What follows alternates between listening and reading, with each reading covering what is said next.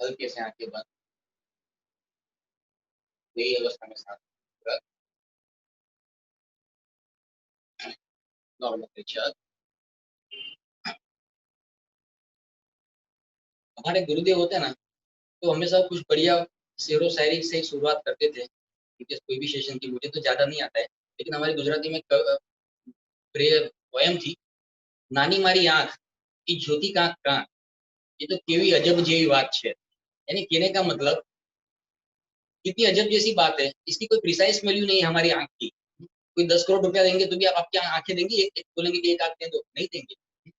तो ईश्वर ने जो भी गिफ्ट दी है, उसे हम लोग को सिर्फ केयर लेनी है, हल्की सी और केयर लेंगे आंख की। तो ज्यादातर आजकल हम लोग स्ट्रेंथ आंखों को ही देते हैं। चलो हल्के से आंख आंख की तरफ, हल्के से ऊपर रख, वही अवस्था में सांस निकाल रहे है, छह, आंखें खुद बंद करो।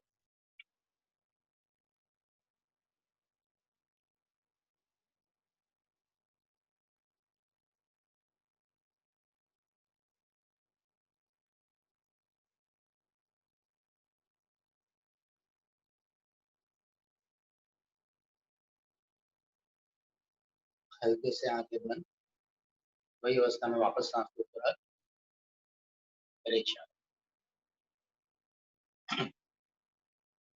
जिसका हम लोग आज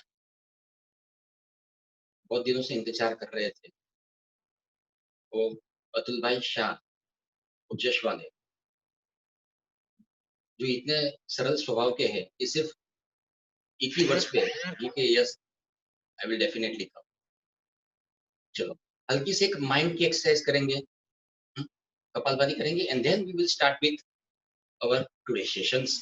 पहले नोसल्स को क्लीन कर लो, राइट नोसल्स को बंद कीजिए, लेफ्ट हैंड साइड से सभी कार्बन डाइऑक्साइड को बाहर निकाल दो। रिच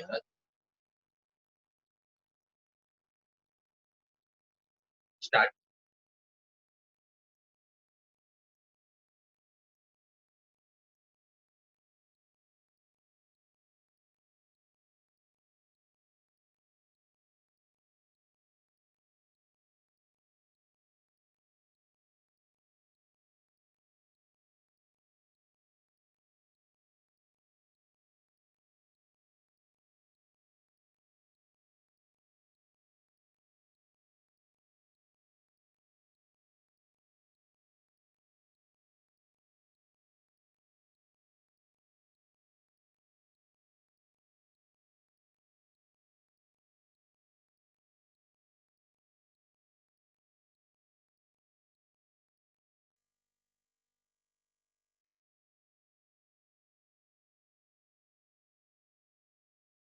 स्टॉप, हल्के से आंखें बंद,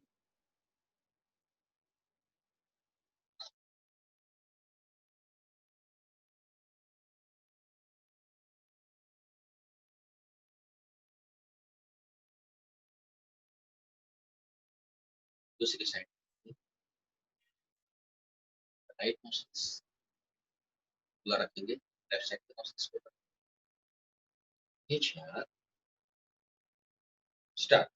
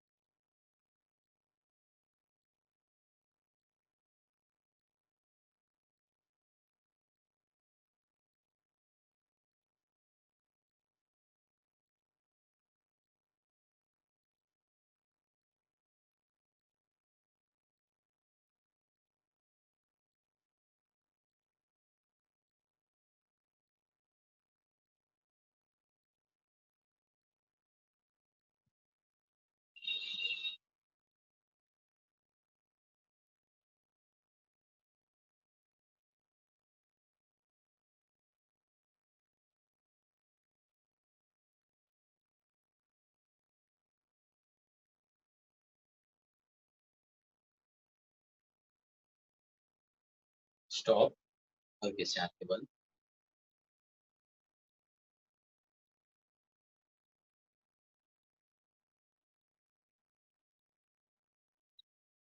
दोनों नासिका से सांस आ रहा है, दोनों नासिका से सांस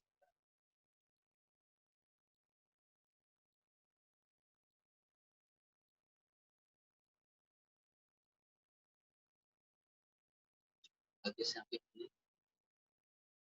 बहुत सारे मित्रों बहुत सारे इंस्टीट्यूट में योग में गए होंगे या जाते भी होंगे।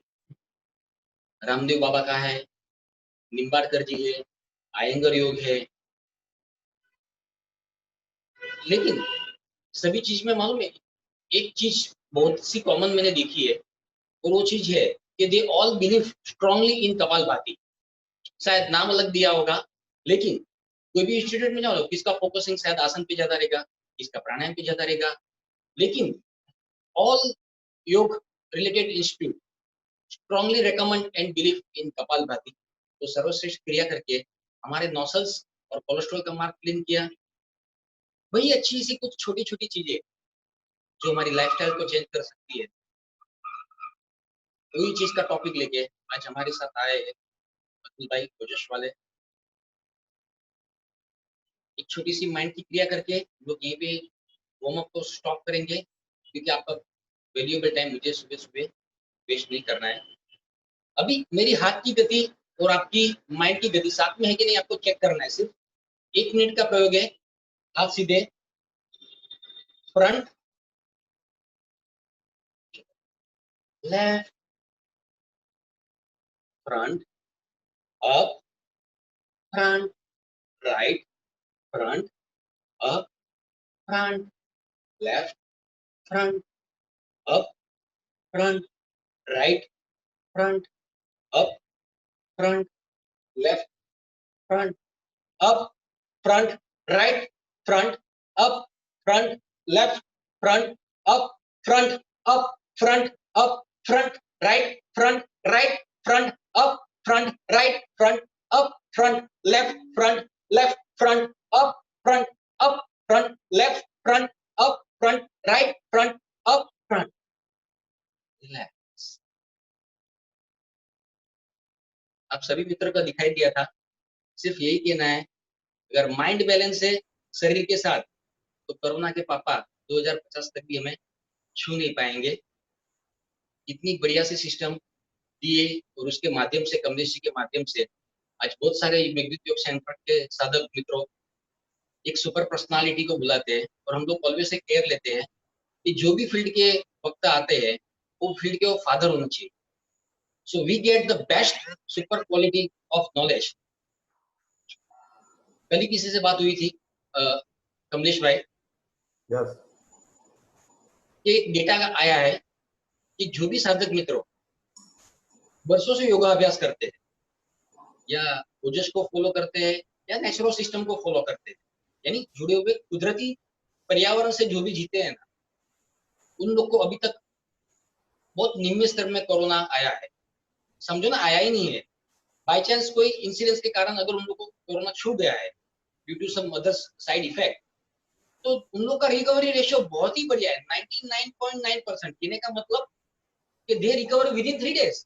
नॉर्मल आदमी को 7 से 8 दिन का क्वारंटाइन करना पड़ता है, लेकिन जो भी ये चीजों से जुड़े हैं within 3 days they come to their normal back work. तो वी वेलकम्स अतुल भाई अवश्य, कमलेश भाई। हाँ, यस, हाँ जी, वेलकम अतुल भाई। आपके लिए बोलना हमारे लिए बहुत वो बात रहेगी। सिर्फ एक हमारी एक मेघदूत योग सेंटर की आपको छोटी सी मैं बात बता देता हूँ। समझो नॉर्मली बोरीवली का पॉपुलेशन रहेगा 12 लाख, एग्जाम्पल समझ लीजिए अप्रोक्स, बरोबर है। उसमें से 1% ही ऐसी आत्मा है जो सुबह इधर नेचरों को फॉलो करती है, ओजस को फॉलो करती है, मॉर्निंग वॉक में निकलती है, योग सेंटर में जाती है या जिम में जाते हैं, यानी they are related with some spiritual activity in early morning. जैसे 1%, यानी करीबन 12,000 पकड़ो, सिर्फ 1% ही रहेंगे ना कमलेश जी, अतुल भाई। यस, हाँ जी सर, यस, शायद 1% ही आत्मा रहेगी जो सुबह सुबह आपको सुबह 6 या 6:30 दिखाई देगी। तो उसमें से 50%, कहने का मतलब अभी तक 6,000 साधक लोग मेघदूत योग सेंटर में से योग की साधना सीख के गए हैं। यानी जो दिव्य आत्मा है बोरीवली की 12,000, उसमें से 50% लोग कभी ना कभी मेघदूत योग सेंटर का टेस्ट करके गए हैं। तो we welcome to you Atul भाई, today have a Sunday morning with Atul sir. Over to Kamlesh भाई। यस, थैंक यू दिनेश भाई। अतुल भाई का प्रोग्राम मेरा एक बोरीवली में था, मुझे किसी ने ऐसे ही व्हाट्सएप मैसेज आया था, मम्मी पापा को छोड़ने गया था कि आप ये प्रोग्राम सुनो, और तभी 300 रुपीज उसका फीस था मेरे ख्याल से, तभी फीस से कराते थे। उसके बाद नेक्स्ट सेमिनार उसने फ्री में शुरू कर दिया, और मैं बोला थोड़ा बैठूं थोड़ी देर 5-10 मिनट, लेकिन 5-10 मिनट बैठने के बाद ऐसा लगा कि दिल पे एकदम लग रहा है कि नहीं, मैं उनको सुनते रहूं। 3 घंटा मैंने नहीं बैठना था, फिर भी 3 घंटा मैंने सुना। उसके बाद अतुल भाई से मैं बात किया, वो तो शायद भूल भी गए होंगे, तो अच्छे लोगों को हम लोग भी याद रखते हैं। वो खुद बिजनेसमैन है, मम्मी पापा ने भी काफी उसको फॉलो किया, मेरा फैमिली में भी काफी लोगों ने उसको फॉलो किया है। और अतुल भाई जो है वो बिजनेसमैन, सफल बिजनेसमैन है, और उनको खुद की लाइफ में काफी प्रॉब्लम बीमारी आई थी 2014 में, उसने बताया वो हिसाब से, और उसमें से वो खुद बाहर आए। तो मैं कह सकता हूँ कि वो शरीर के वैज्ञानिक है, साइंटिस्ट है, और खुद ने एक्सपेरिमेंट करके, रिसर्च कर करके उसमें से वो बाहर आए। और कम से कम अभी तक उसने 3 लाख लोगों को उससे प्रभावित हुए और उनके संपर्क में रहते। और सबसे बड़ी बात मुझे एक्साइटेड ये लगती थी, तभी मैं काफी टाइम उसके साथ बात भी किया था मैंने काफी बार, 10-10 हजार लोगों को व्हाट्सएप टच में वो खुद रहते थे। तो बोला ये आदमी बिजनेस करता होगा कि यही काम करता होगा। और मैंने ये भी बताया उनको, मेरी आदत है काफी लोगों को सलाह देने की, तो मैंने उनको भी सलाह दे दिया। मैं बोला इसका चार्ज लेना चाहिए। बोला नहीं, विपස්සना ध्यान भी फ्री में चलता है, तो ये भी क्यों नहीं चलेगा, देखते हैं, जब तक आएंगे तब तक करेंगे। लेकिन मानना पड़ेगा उनका जो कॉन्फिडेंस, कहते हैं ना आदमी, जिद्दी आदमी कुछ भी कर सकता है। तो अतुल भाई को मैं इनवाइट करूंगा कि हमारे योगा क्लास में आप पधारे, और एक ही बार पे फोन में, चालू फोन में आपने बोल दिया यस, और इतने सुबह सुबह जल्दी आप आ गए, तो आपके लिए खूब खूब धन्यवाद। और अतुल भाई को मैं आमंत्रित करूंगा कि आप अपना प्रोग्राम शुरू कर सकते हैं। थैंक यू अतुल भाई। थैंक यू कमलेश भाई, थैंक यू जिनेश भाई।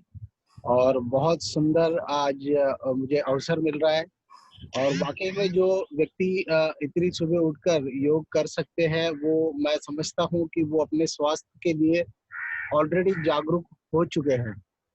और ये स्वास्थ्य का विषय ऐसा है, मैं कहना चाहूँगा कि जब तक ऊपर वाले की एक लाठी नहीं पड़ती, तब तक स्वास्थ्य के लिए जागृति भी नहीं आती है।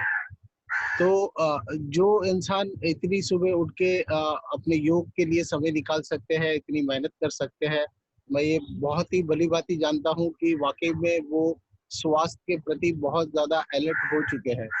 तो आज का ये सत्र वाकई में बहुत इंटरेस्टिंग रहेगा, और आप लोगों के जीवन में ये जो नॉलेज है वाकई में बहुत ही काम की रहेगी।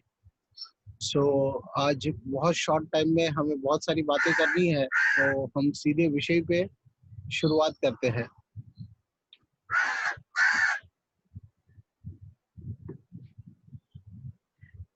ओजस लाइफ का बस एक ही लक्ष्य है, मिशन है, और कमलेश भाई ने अच्छी याद दिलाई मुझे। ये बात तो मैं शायद भूल ही चुका था कि हमने कभी 300 रुपये लेकर भी सेमिनार किया था। और ये वाकई में शुरुआत, आप बहुत शुरुआत की बात कर रहे हैं, जब 2016 में हमने शुरुआत की थी मुंबई में। तो वो लगभग पहले 6 महीने, साल भर 6 महीने लगभग हमने कुछ लोगों से जो हॉल के चार्जेस थे और भोजन दिया जाता था पूरा का पूरा सेमिनार में, उसके चार्जेस लिए कलेक्ट किए जाते थे। लेकिन उसके बाद एक सेमिनार में ऐसा मुझे लगा कि ये ठीक नहीं हो रहा है, लोगों के मन में कोई ना कोई प्रश्न खड़े होते हैं, और अब मुझे ये पैसे लेकर कोई भी कार्य नहीं करना है। जिसकी भी आवश्यकता हो वो निशुल्क एक मंदिर की तरह आए और स्वास्थ्य का नॉलेज लेकर यहाँ से जा सकते हैं।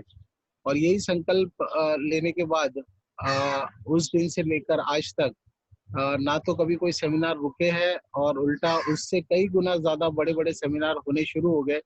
जब पैसे लिए जाते थे तो 200-300 लोग आते थे या 500 लोग आते थे, लेकिन अब हजारों की संख्या में लोग आते हैं, और ये सेमिनार का जो चक्र है वो आगे बढ़ता ही चले जा रहा है, न सिर्फ मुंबई में बल्कि पूरे भारत में हर जगह पे ये सेमिनार हो रहे हैं।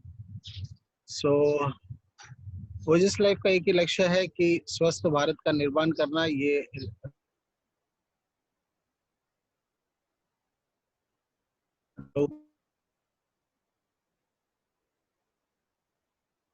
फोन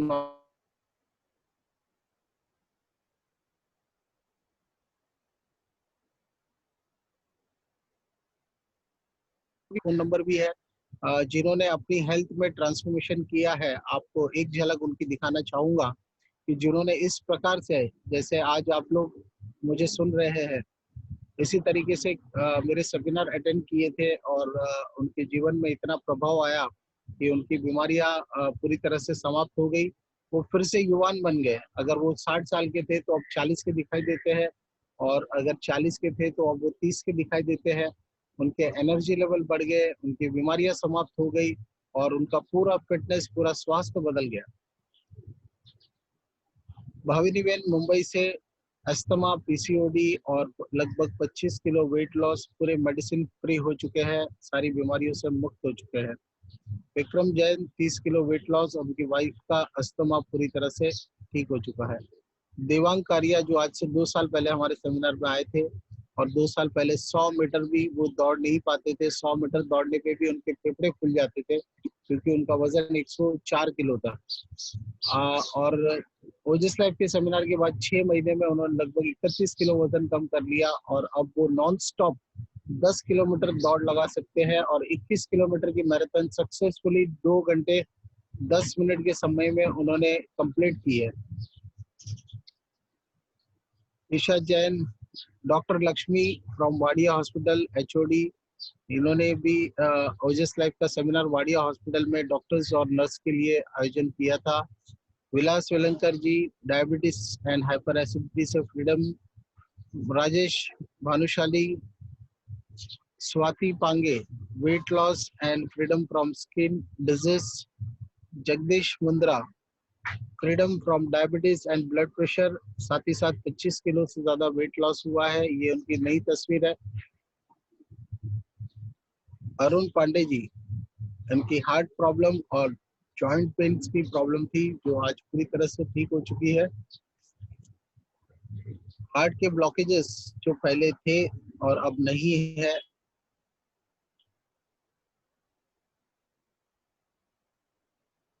रिपोर्ट फ्रीडम डायबिटीज, और उनकी वाइफ जिनका लिवर सिरोसिस था, जो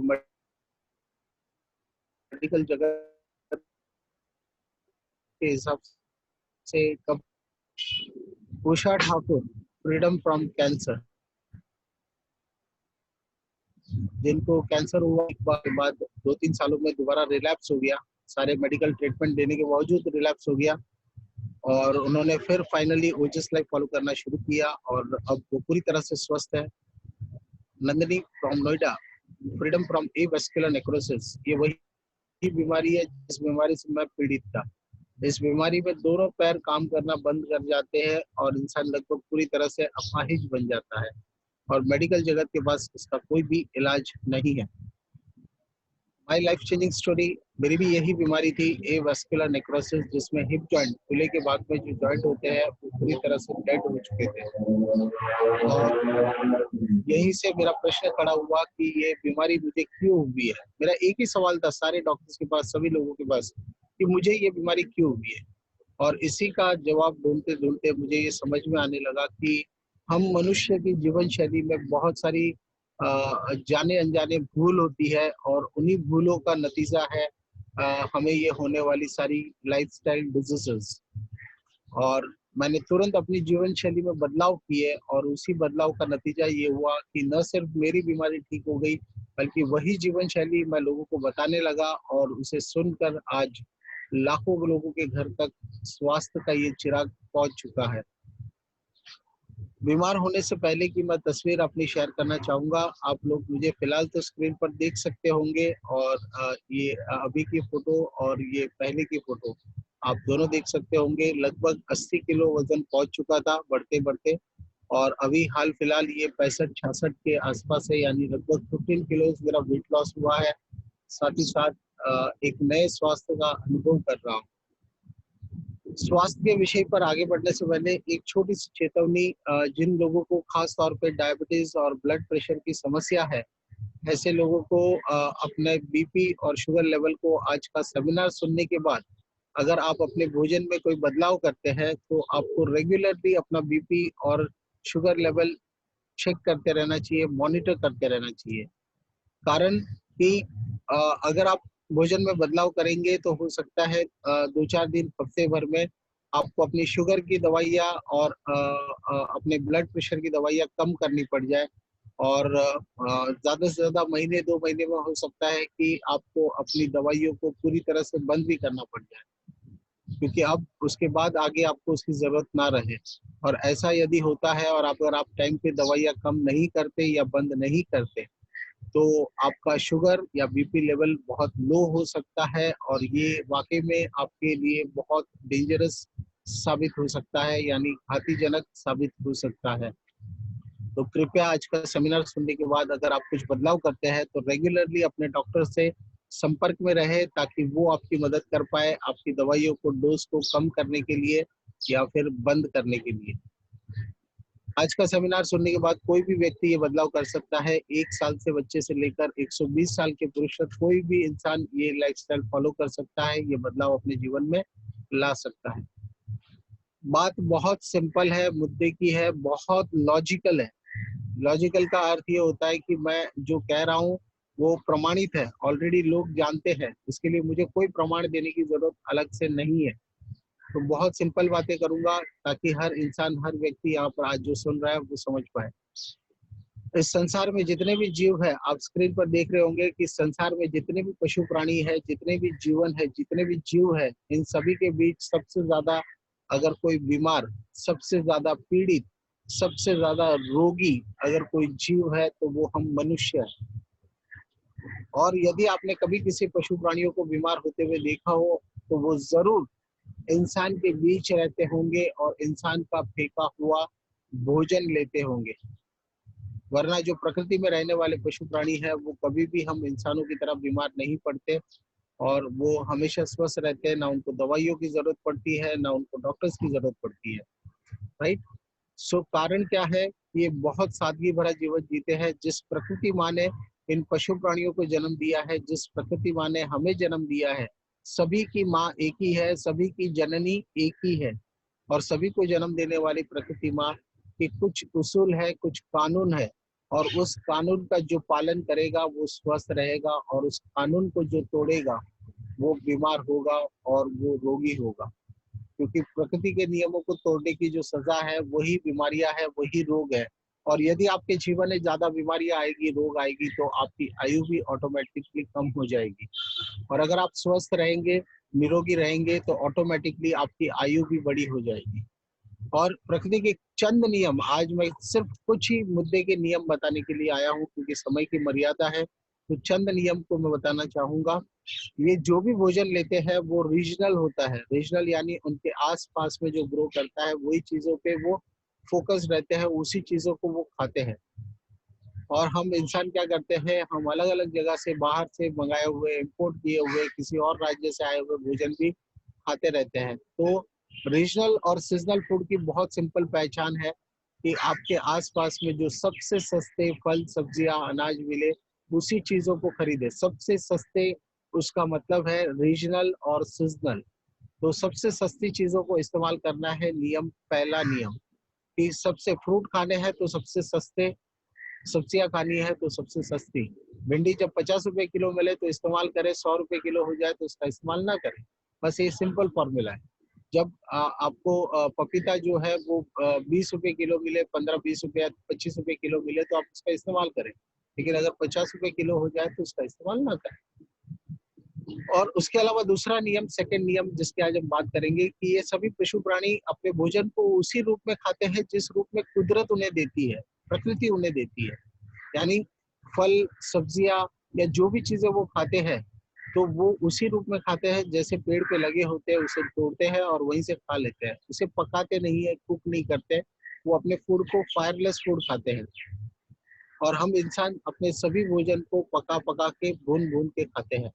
तो सिंपल ये है, घबराने की कोई बात नहीं है। मैं आप लोगों को ये कहने नहीं आया हूँ कि आज से आपको पका हुआ भोजन बंद करना है या अपना आनंद नष्ट करना है। मैं आपके आनंद को नष्ट करने के लिए नहीं आया हूँ, मैं आपके आनंद को बढ़ाने के लिए आया हूँ। तो आज से आप लोगों के जीवन में 2 प्रकार का भोजन होगा, 2 प्रकार का, यानी एक लिविंग फूड और दूसरा डेड फूड।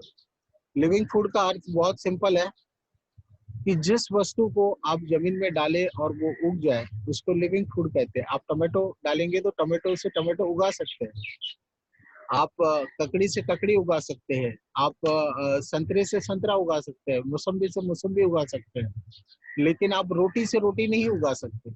आप सब्जी बना के एक बार टमाटर की सब्जी बना लेंगे तो सब्जी से सब्जी नहीं उगा सकते।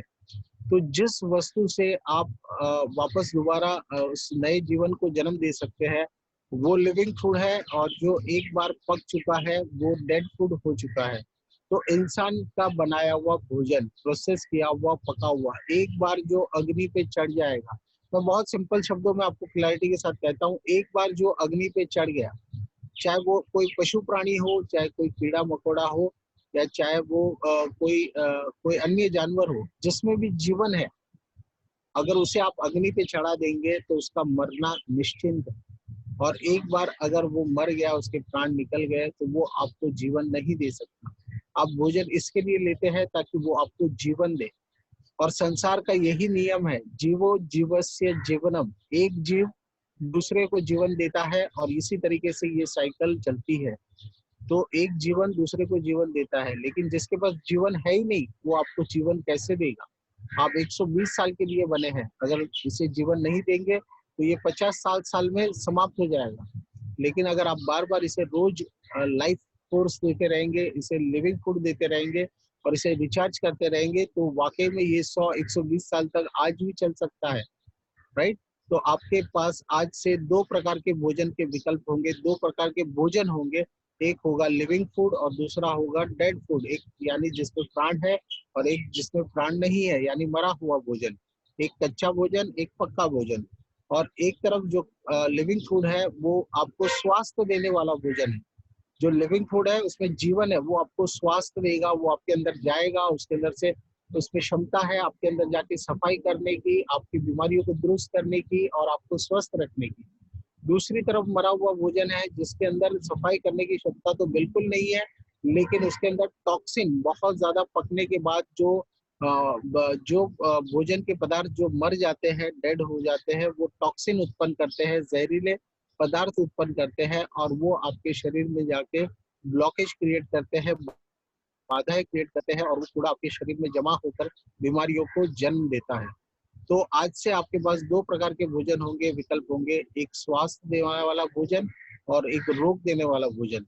अगर आपको अभी भी किसी व्यक्ति को मेरी बात पे विश्वास नहीं हो रहा हो तो मैं आपको दावे के साथ कहता हूँ, चैलेंज के साथ कहता हूँ कि पका हुआ भोजन यानी जो इंसान के घर पे बनता है, दाल चावल सब्जी रोटी, आप ये संसार के किसी भी पशु प्राणी को खिला दीजिए और अगर आप उसे 2-4 महीने तक खिलाते रहेंगे तो वो पशु प्राणी जो भी है वो भी बीमार पड़ जाएगा।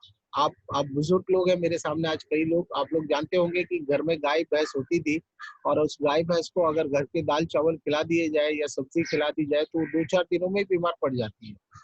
और फिर भी अगर आप आज मॉडर्न जमाने से हैं और आपको इस बात का नॉलेज नहीं है तो आप अपने घर में देखिए, अगर आपके पास कोई गमला हो जिसमें पेड़ लगा हो, आप उस पेड़ में जो है दाल चावल या पका हुआ सब्जी आपका जो भी है वो डाल दीजिए और देखिए वो पेड़ जो है, वो पौधा जो है 2-4 दिनों में ही सड़ के मर जाएगा या हफ्ते 15 दिन में मर जाएगा। पका हुआ भोजन आप जिसे भी देंगे उसका जल्दी मरना निश्चिंत है। तो आपके घर में कोई पेड़ पौधा हो उस पे भी आप एक्सपेरिमेंट कर सकते हैं, लेकिन उसी पकी हुई सब्जी की जगह पे अगर आप अपने घर के जो फ्रूट्स के छिलके निकलते हैं या सब्जियों के जो पील्स निकलते हैं, आप उनको उस पेड़ पौधे में डाल दीजिए तो वो बड़े अच्छा काम करेंगे, उस पौधे के लिए न्यूट्रिशन का काम करेंगे और वो पौधा और हेल्दी तरीके से ग्रो करेगा। और यही छिलके अगर आप किसी गाय भैंस को भी खिला देंगे तो वो उसके लिए भी बहुत अच्छा काम करेगा, राइट। सो पकने के बाद भोजन स्वास्थ्य नहीं देता, इस भ्रमणा से आप बाहर निकलिए और आज एक नई चीज को अपने जीवन में उतार लीजिए। ये एक तरफ है स्वास्थ्य देने वाला भोजन, दूसरी तरफ है बीमारियां देने वाला भोजन। आज से आपको अपने जीवन में संतुलन लाना है। संतुलन यानी भोजन से पहले सैलेड खाना है और सुबह नाश्ते में फ्रूट खाने हैं। और किस तरीके से आपको फॉलो करना है मैं अंत में आपको वापस पूरा संजो के बताऊंगा। Always focus on regional and seasonal foods. हमेशा ऋतु के अनुसार जो भी फल सब्जियां मिलती है उसी का प्रयोग करें। स्वस्थ रहना बहुत आसान है, मैंने पहले ही कहा, और बीमार होना बड़ा मुश्किल काम है। उदाहरण के तौर पे अगर मैं आपसे कहूँ तो आप अपने घर पे गाजर, जब गाजर की सीजन होती है आप गाजर लेकर आइए। गाजर सीजन में ऋतु में लगभग मैक्सिमम 30 रुपए किलो आपको आराम से सब्जी मंडी से मिल जाएगा। 30 रुपए किलो के गाजर अगर आप दिन भर खाते हैं तो पूरे दिन भर में शायद 1 किलो गाजर आप अकेले नहीं समाप्त कर पाएंगे।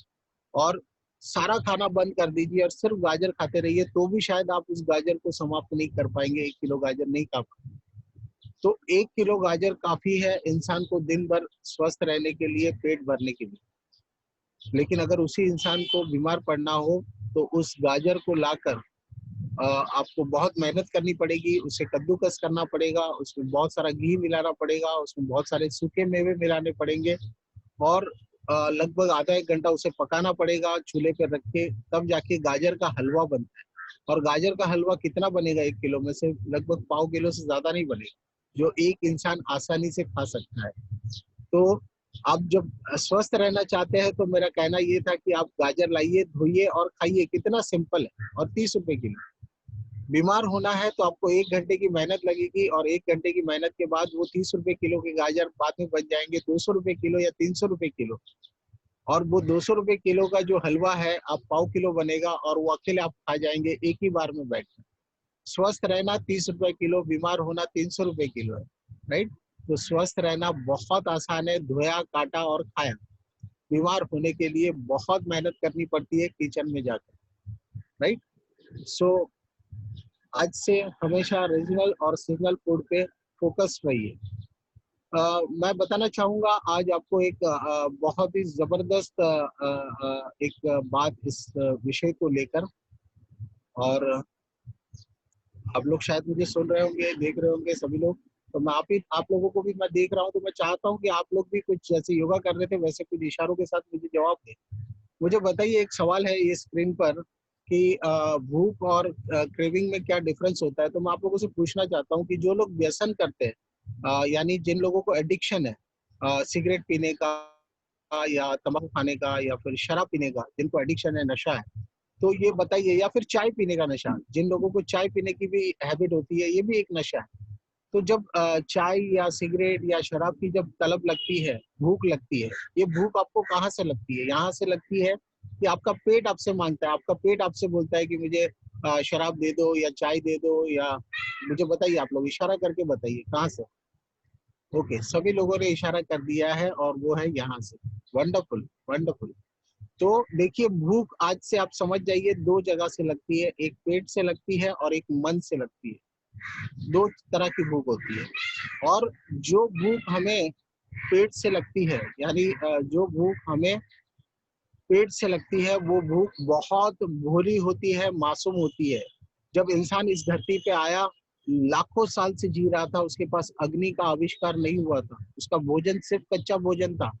ये तो हमें अग्नि मिलने के बाद हमने सब कुछ पका पका के खाना शुरू कर दिया। हमारी गाड़ी पेट्रोल गाड़ी है और हम उसे अब घासलेट पे चला रहे हैं।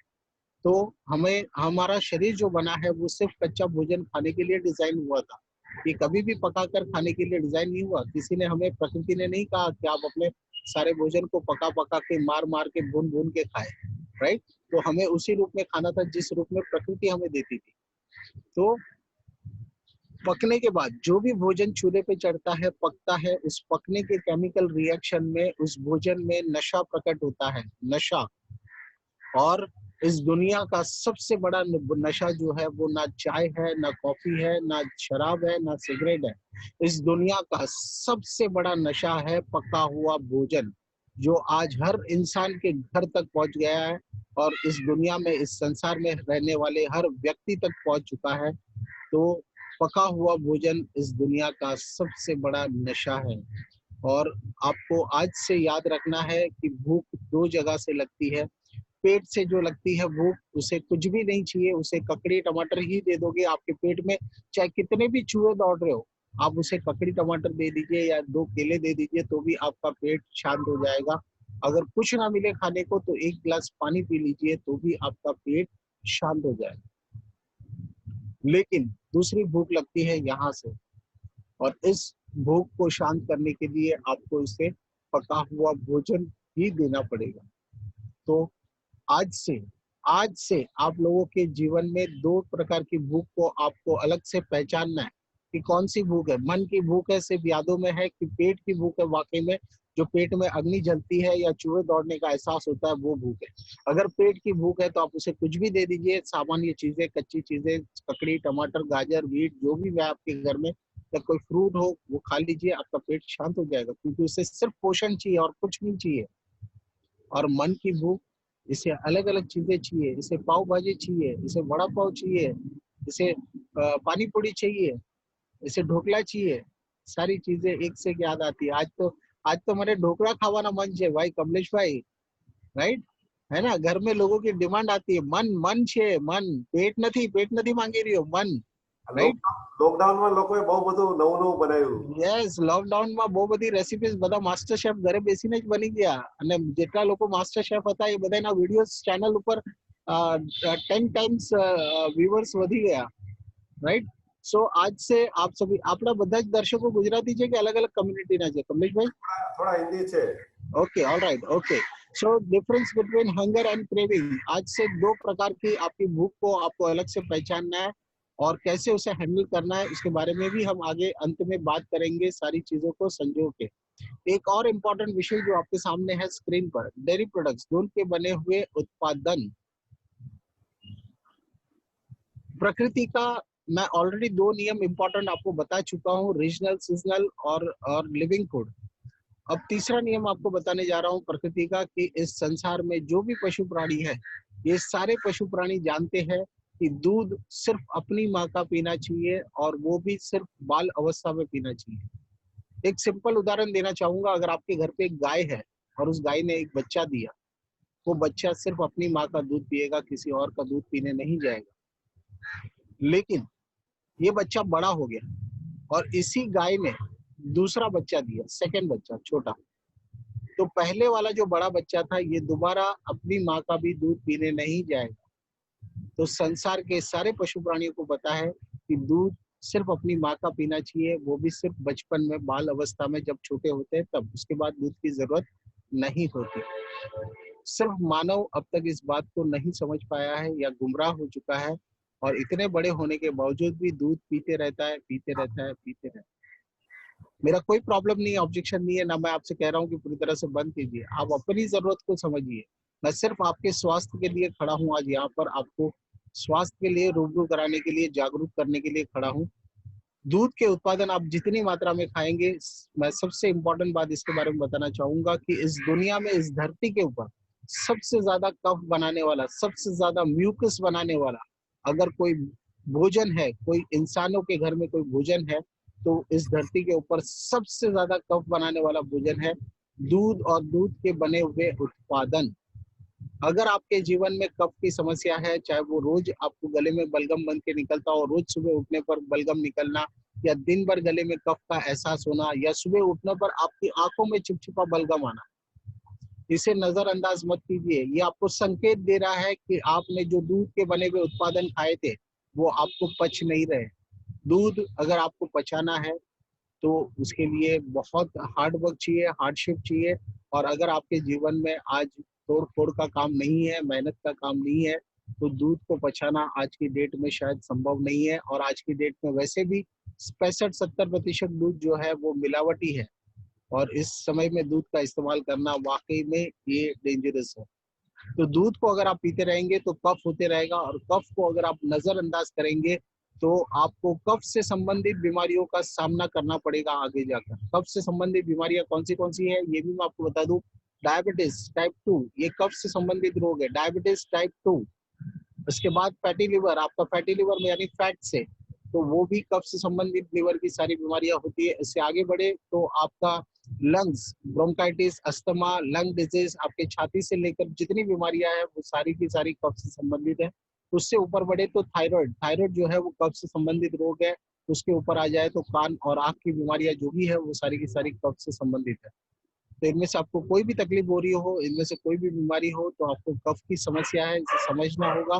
और कफ से अगर आप मुक्ति नहीं पाएंगे, रोज सुबह उठने पे ना एक दाना कफ निकलना चाहिए, ना आंखों में एक दाना कफ का आना चाहिए, राइट। सो आपको अपने मिल्क प्रोडक्ट्स को मिनिमाइज करना है, और अगर आप मिल्क प्रोडक्ट्स को मिनिमाइज नहीं करेंगे, कफ को नजरअंदाज करेंगे, तो जीवन के अंत में आपके सारे ऑर्गन अच्छे होंगे, आपकी किडनी अच्छी होगी, लीवर अच्छा होगा, सारे ऑर्गन अच्छे होंगे, लेकिन हो सकता है कि आपके फेफड़े आपका वक्त से पहले आपका साथ छोड़ दे, और आपके सारे ऑर्गन आप और 20-25 साल जी सकते थे, लेकिन आपके फेफड़ों ने आपका साथ छोड़ दिया, क्योंकि उसमें कफ बलगम की वजह से पूरे का पूरा उसका बीमारियां हो चुकी थी, वो डैमेज हो चुका था, और आप सांसें नहीं ले पाएंगे, और इसीलिए आपको प्राण त्यागने पड़ जाएंगे, राइट। तो कफ को नजरअंदाज ना करें, अगर नजरअंदाज करेंगे तो उसकी कीमत आपको जीवन के अंत में जरूर चुकानी पड़ेगी, वो भी अपने प्राणों की आहुति देकर शायद, राइट।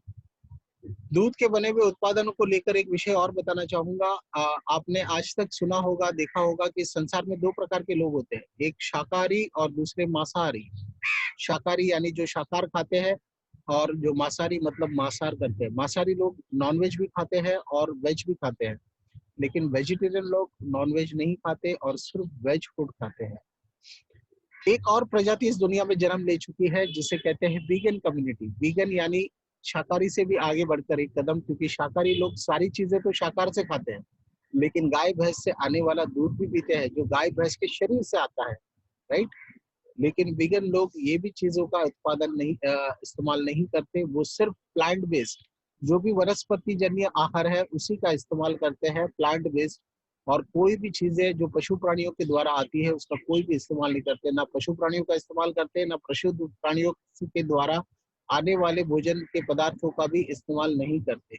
और आज ये वीगन कम्युनिटी बहुत तेजी से आगे बढ़ रही है।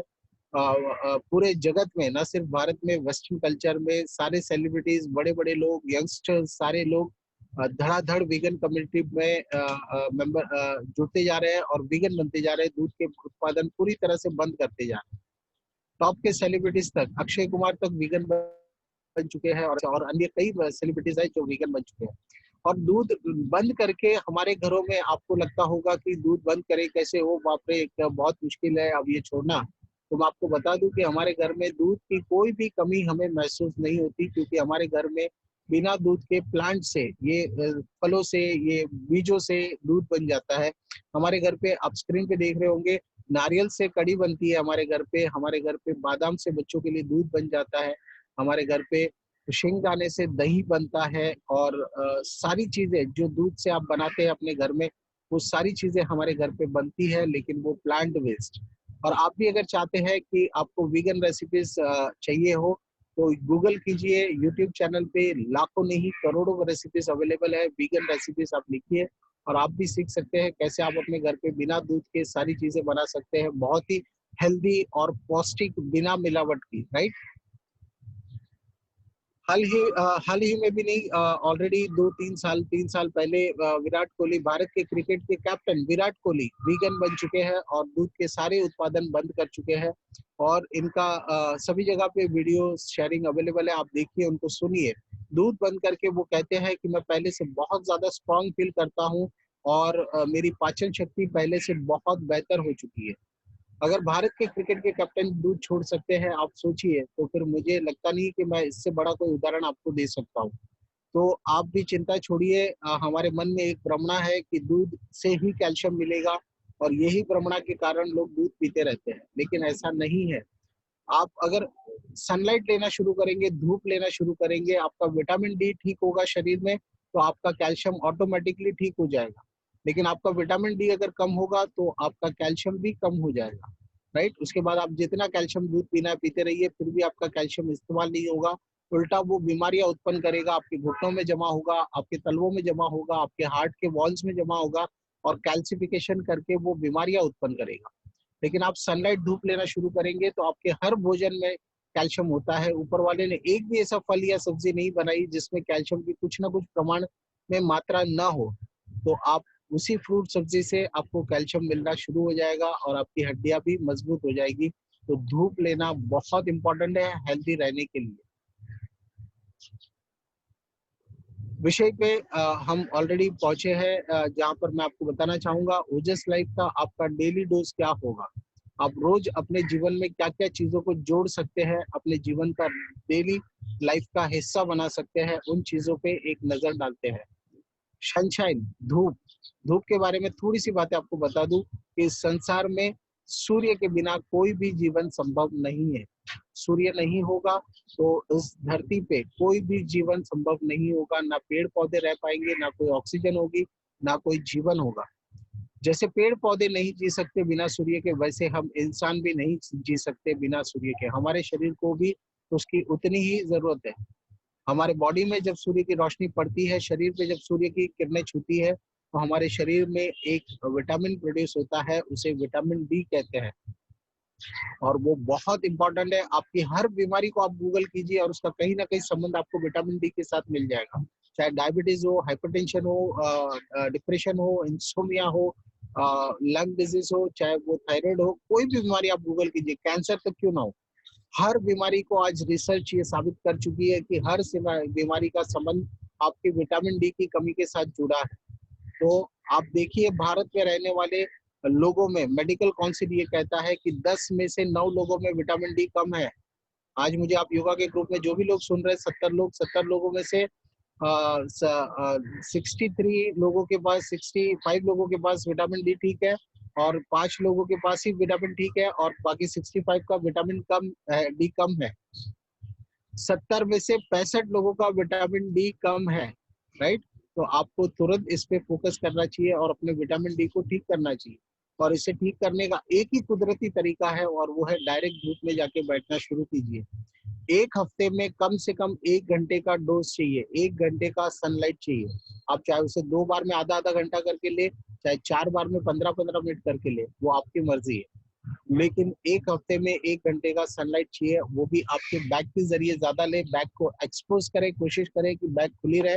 आपके घर में खिड़कियों से या बालकनी से, जहां से भी आपकी धूप मिलती हो, आप धूप लेना जरूर शुरू करें। इसके बिना आप कभी अखंड स्वास्थ्य की अनुभूति नहीं कर सकते, right. So sunlight is very important. और धूप किसी भी वक्त भारत में ली जा सकती है। मैं आपको बताना चाहूंगा, जिस देश में धूप की कमी होती है, उन देश के लोगों को जाकर पूछिए धूप की वैल्यू क्या होती है। वो वहां से दूसरे देशों में जाते हैं सिर्फ धूप सेकने के लिए। कई लोग इंडिया में आते हैं, गोवा में आते हैं सिर्फ धूप सेकने के लिए, और फिर दिन भर बीच में पड़े रहते हैं, उल्टे होके पीठ के बल पे सन चार्जिंग अपनी बॉडी को करते रहते हैं। तो आपको भी ये प्रथा शुरू करनी है।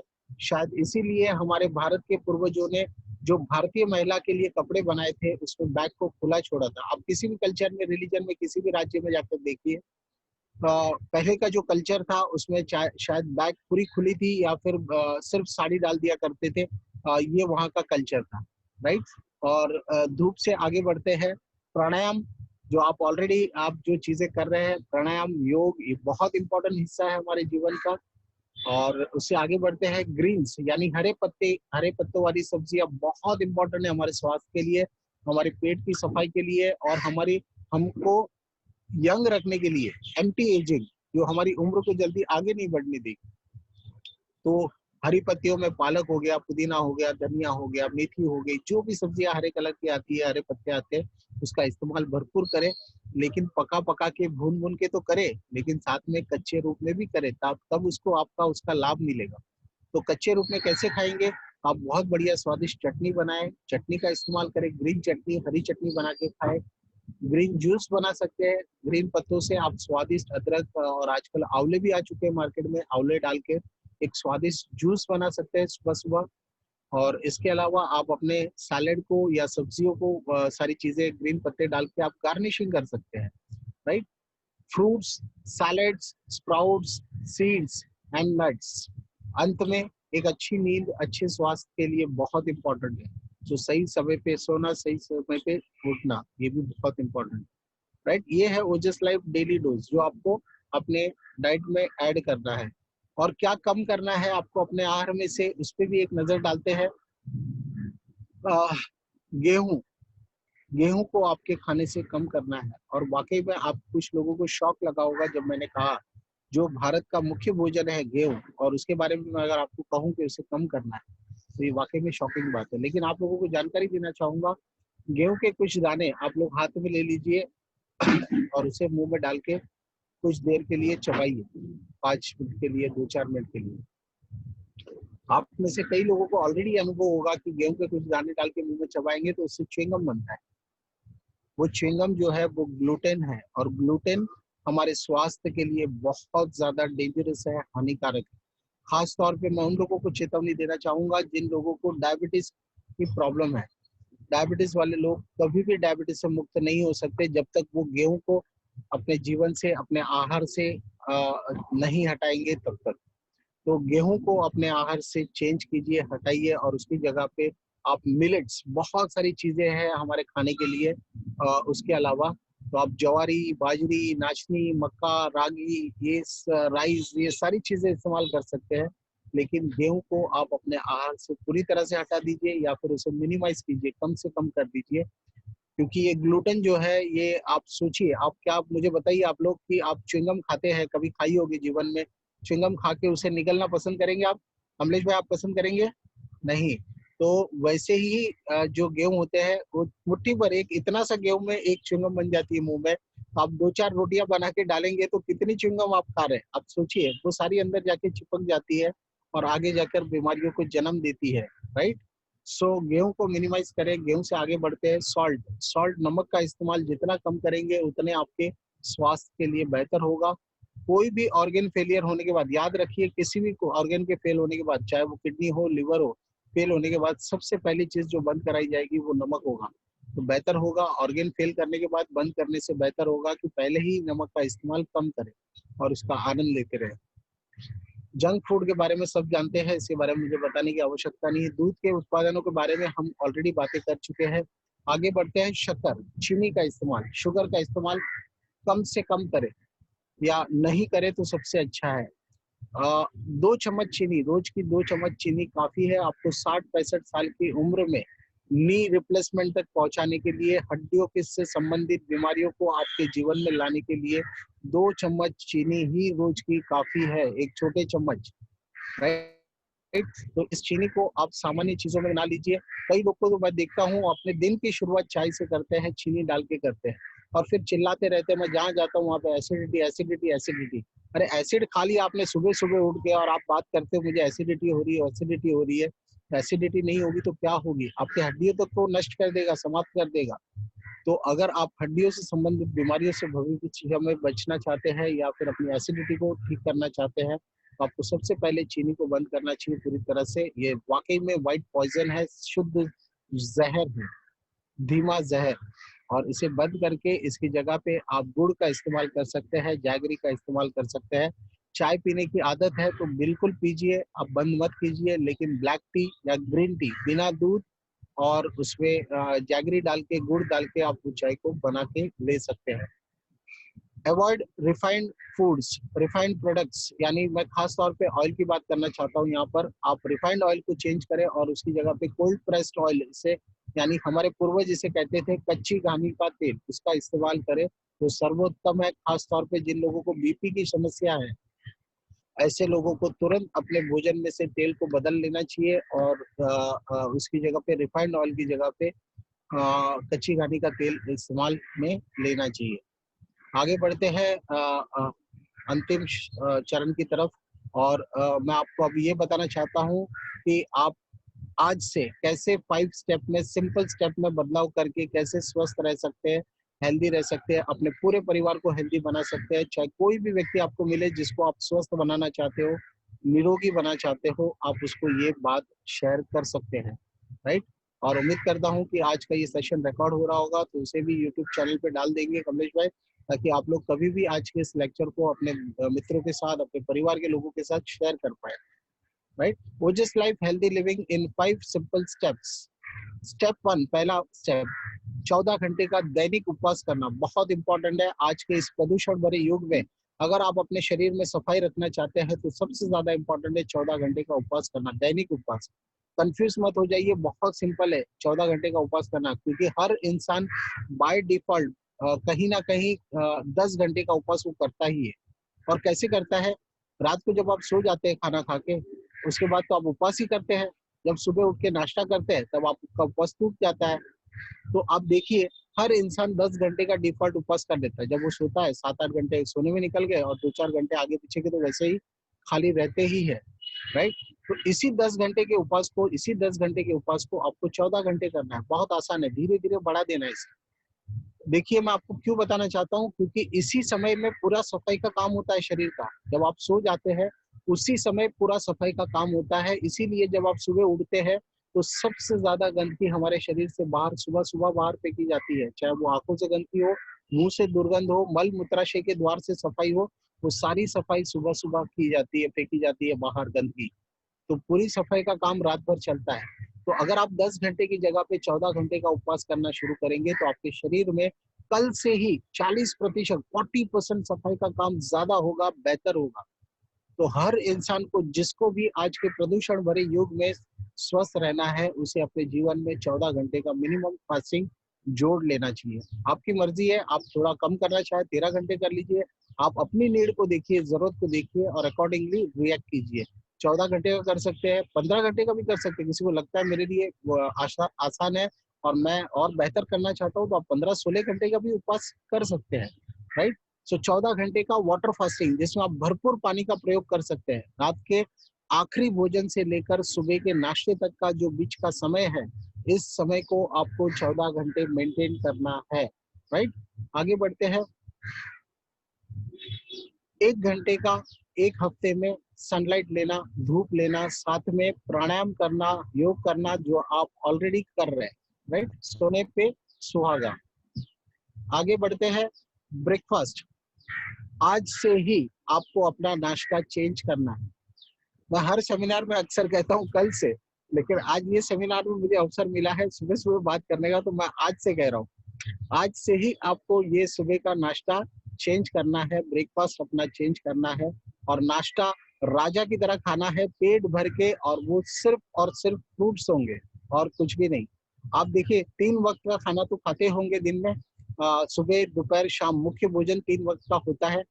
मैं तीनों वक्त का खाना आपको बदलने के लिए नहीं कह रहा हूँ, और ये शायद संभव भी नहीं है, प्रैक्टिकल भी नहीं है, लेकिन एक वक्त का खाना तो आप बदल लीजिए। सुबह का एक वक्त का खाना तो लिविंग फूड कर दीजिए।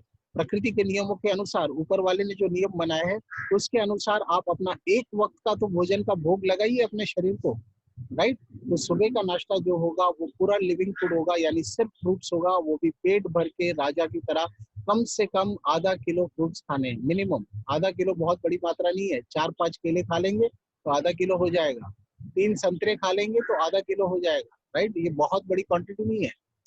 और इसके अलावा आप ये फ्रूट्स जो है सुबह सुबह एक बार में नहीं खा पाएंगे, तो आप 2 बार में डिवाइड करके खा सकते हैं, 3 बार में डिवाइड करके खा सकते हैं। एक बार 2 केले खा लिए, एक बार 1 संतरा खा लिया, एक बार 1 मौसम्बी खा ली, या पपैया खा लिया, जो जैसी मर्जी आपकी जो पसंद हो। और स्टेप 4, भोजन से पहले, अपने मुख्य भोजन से पहले, दोपहर के भोजन से पहले आपको कम से कम 200 ग्राम, मिनिमम 250 ग्राम हो सके तो सैलेड काटने हैं एक डिश में। सैलेड यानी 2 ककड़ी 2 टमाटर कम से कम वो लेने हैं और वो खाने हैं। वो खाने के बाद आप अपना आधे घंटे बाद सामान्य भोजन ले सकते हैं, एंजॉय कर सकते हैं, खा सकते हैं, राइट। तो खाने से पहले सैलेड खाने की हैबिट आपको पूरे फैमिली के लिए बिल्ड करनी है। और अंतिम यही है कि जो भी भोजन हो, घर का बना हुआ भोजन हो, और उसमें 2 चीजें ना हो, डेयरी प्रोडक्ट्स और गेहूं जितने कम हो उतना आपके स्वास्थ्य के लिए अच्छा है। दूध खाना चाहते हैं तो खाइए, लेकिन उतनी ही मात्रा में खाइए जितना आपका शरीर पचा पाए, और बलगम की शिकायत ना हो बिल्कुल। और 2-4 महीने में बार बार सर्दी खांसी की भी शिकायत ना हो। मुझे आज 6 साल हो चुके हैं, 7 साल हो चुके हैं दूध के बने हुए उत्पादन बंद करके। 7 साल में मुझे एक भी बार अब तक ना सर्दी हुई, ना खांसी हुई, ना बुखार हुआ, ना कुछ हुआ, ना कभी गैस, ना कभी एसिडिटी, ना कोई पेट की गड़बड़, ना कभी पैर भारी, ना सर भारी, ना कभी पेट भारी, कुछ नहीं, कोई डकार नहीं, कोई एसिडिटी नहीं, कुछ भी नहीं। तो आप भी ऐसा जीवन जी सकते हैं। ये संभव है कि आपकी मर्जी के बिना आपको कोई भी बीमारी छू ना पाए। वाकई में ऐसा जीवन संभव है। और आज की अंतिम स्लाइड पे हम पहुंच चुके हैं लगभग। और cold fever, loose motion and vomiting are our friends. सर्दी, खांसी, जुकाम होना ये हमारे मित्र है, ये हमारे दुश्मन नहीं है, ये हमारे दोस्त है।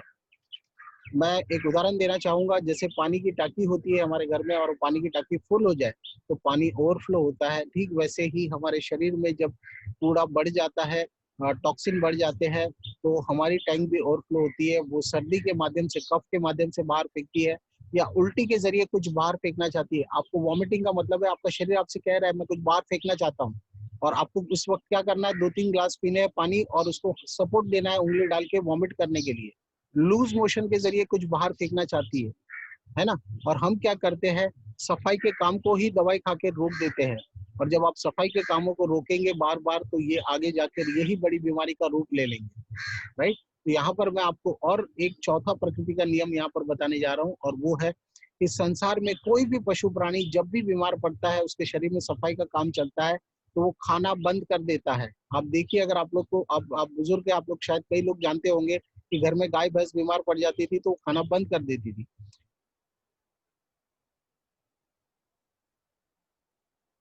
प्रकृति के नियम का पालन करता है। हमें भी जब भी अपने शरीर में सफाई का काम हो तब खाना बंद कर देना चाहिए, और उसकी जगह पे सिर्फ फ्रूट्स खाने चाहिए, लाइट फ्रूट्स और जूसेस पे आ जाना चाहिए। आपको जब भी सर्दी हो, खांसी हो, लूज मोशन हो, वॉमिटिंग हो, आप सारा हैवी फूड बंद कर दीजिए और सिर्फ जूसेस पे आ जाइए, फ्रूट्स पे आ जाइए। और आप देखेंगे बिना दवाइयों के आपकी सर्दी या आपका जुकाम या आपको जो लूज मोशन थे या उल्टियाँ हो रही थी, वो सारी चीजें बिना किसी परेशानी के 1-2 दिन में ठीक हो जाएगी, और आपको कोई दवाई लेने की भी जरूरत नहीं पड़ेगी, राइट। सो लंगनम परमो औषधम, उपवास इस दुनिया की सबसे श्रेष्ठ औषधि है, मेडिसिन है। ऑटोफेजी, डॉक्टर योशिनोरी जापान के रहने वाले हैं, और उन्होंने ये स्टडी साबित की, ये स्टडी प्रेजेंट की और प्रूफ किया कि उपवास करने से न सिर्फ छोटी मोटी बीमारियों को ठीक किया जा सकता है, बल्कि कैंसर जैसी गंभीर बीमारियों को भी उपवास करने से ठीक किया जा सकता है। और ये स्टडी साबित करने के लिए, प्रेजेंट करने के लिए, साबित करने के लिए इनको 2016 में इस दुनिया का सबसे बड़ा पुरस्कार दिया गया, और वो था नोबेल प्राइज, राइट। आप अपने आप को इस विषय पे और एजुकेट कर सकते हैं, ये बहुत छोटा विषय नहीं है। मेरे और भी सेमिनार्स जो है यूट्यूब चैनल पे अवेलेबल है, हमारे फेसबुक का पेज है, फेसबुक का ग्रुप है, व्हाट्सएप के ग्रुप है, टेलीग्राम ग्रुप है। आप कहीं से भी जुड़ना चाहे हमसे जुड़ सकते हैं, और हमारे सारे अपडेट्स आपको मिलते रहेंगे।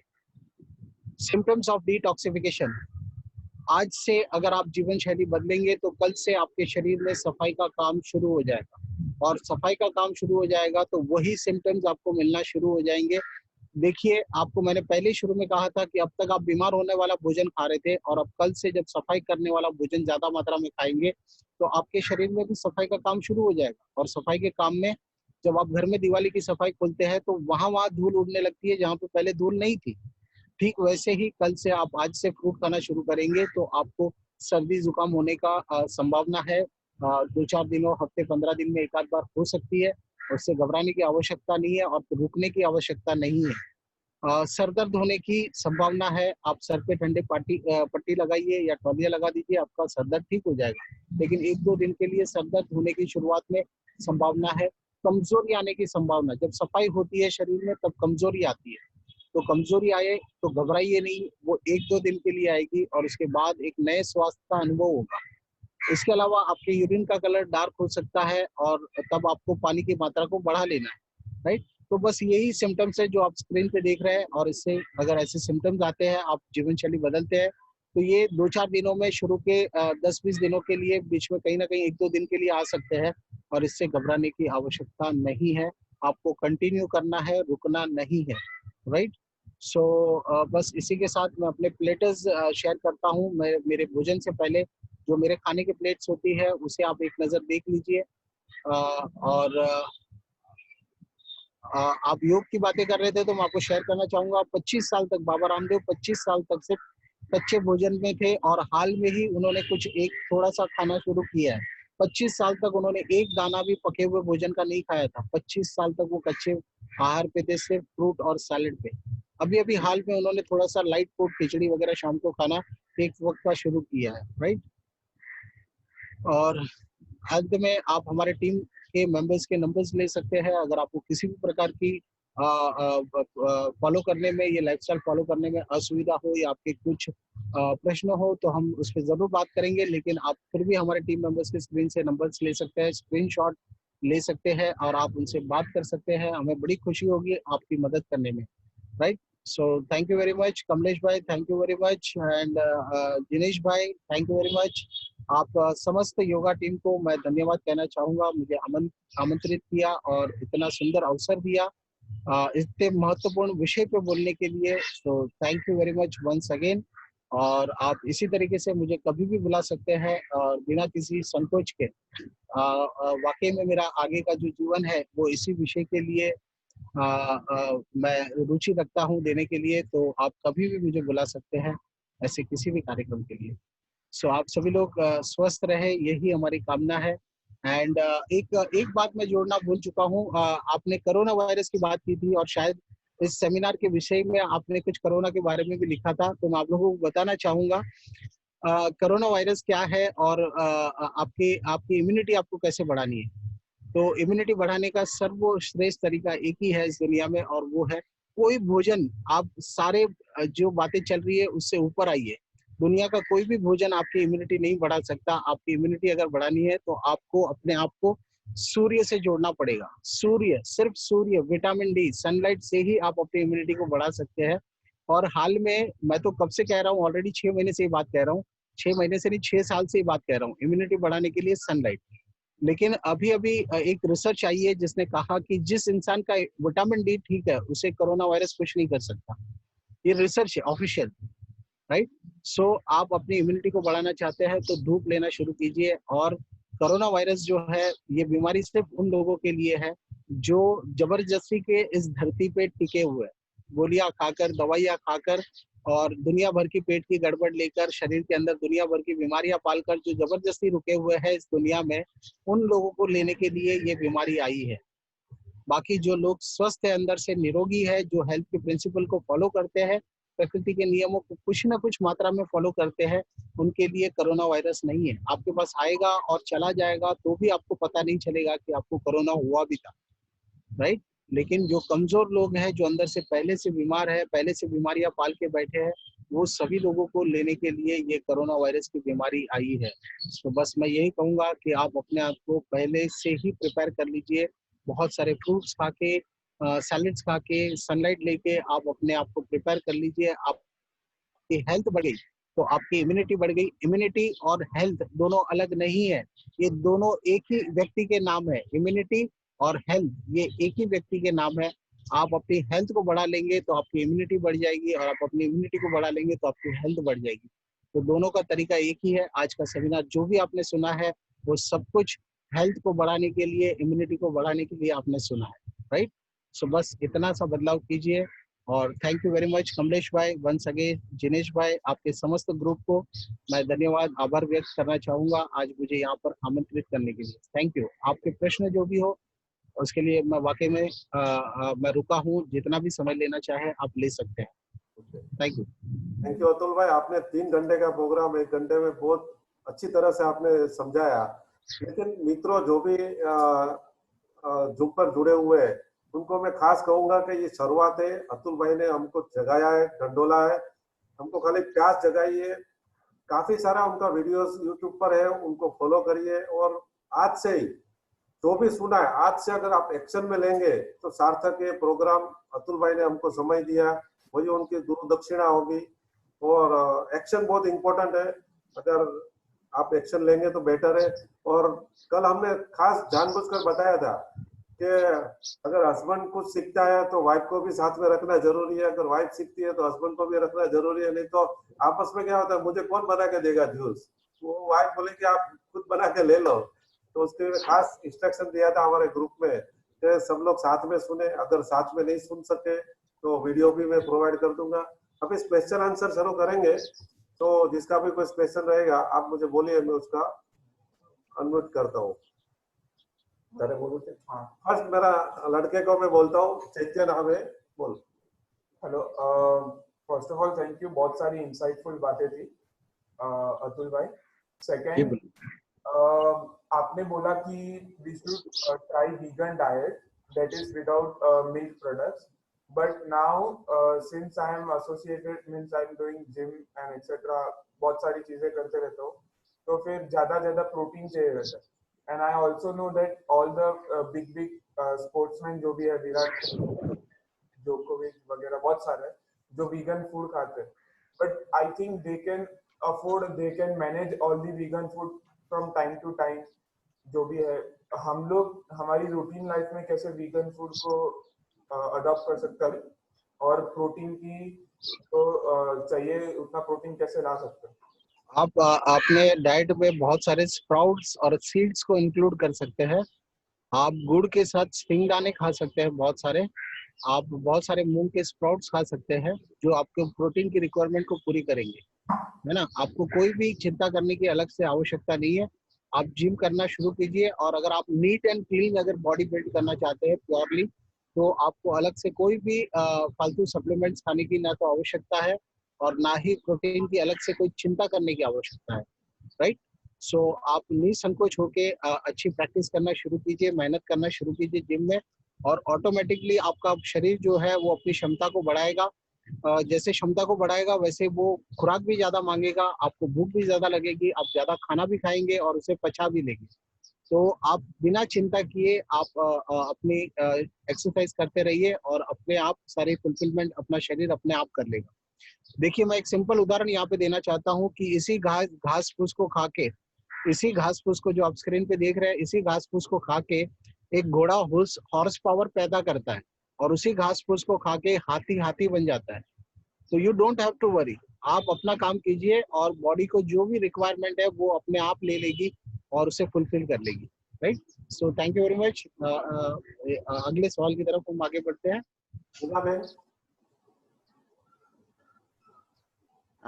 थैंक यू अतुल भाई, बहुत इंफॉर्मेटिव आपने बातें बताई। अतुल भाई की जो बातें हैं उसके सपोर्ट में मैं एक बात बताना चाहती हूँ। सोया मिल्क है, मिल्क को हम अगर अवॉइड करना चाहते हैं तो सोया मिल्क है, सोया से बना पनीर है, और कभी कभी हमारे दिमाग में ये बात आती है कि बादाम का दूध कैसे अफोर्डेबल है, तो वो भी अफोर्डेबल है। मैंने ट्राई किया है। 700 या 800 रुपए किलो वाली बादाम को आप अगर 100 ग्राम बादाम लेते हैं और उसको गर्म पानी में भिगो के उसका दूध अगर निकालते हैं तो वो 100 ग्राम में 1 लीटर दूध बन जाता है। तो 70 या 80 रुपए लीटर दूध, जो हमारा वैसे भी दूध वो रेट में मिलता ही है, तो वो हो सकता है। और कमलेश भाई के सन ने जो क्वेश्चन किया वही क्वेश्चन मेरा था। मेरा बेटा भी जिम कर रहा है तो हमेशा प्रोटीन प्रोटीन प्रोटीन करता है, मगर दूध प्रोडक्ट उसको स्किन की प्रॉब्लम की वजह से डॉक्टर ने बंद करवाया था। तो मुझे काफी उसका जवाब मिल गया कि उसका वैसे भी दूध बंद ही है, तो प्रोटीन कैसे ले। मगर बहुत अच्छा जवाब आपने दिया, मैं जरूर वो बात उसको कन्वे करने की कोशिश करूंगी। Thank you so much. और हमारे साथ कई लोग के अनुभव है। हमारे टीम में खुद वॉलंटियर्स में ऐसे लोग हैं जो बॉडी बिल्डर्स है, माउंटेनियर्स है, जो क्लाइंबिंग माउंटेन प्रोफेशनली करते हैं। ऐसे कई प्रोफेशनल्स हैं जो इस लाइफस्टाइल को भी फॉलो करते हैं, और साथ ही साथ कोई चिंता किए बिना अपनी हेल्थ को मेंटेन भी करते हैं। Yes, any other question please.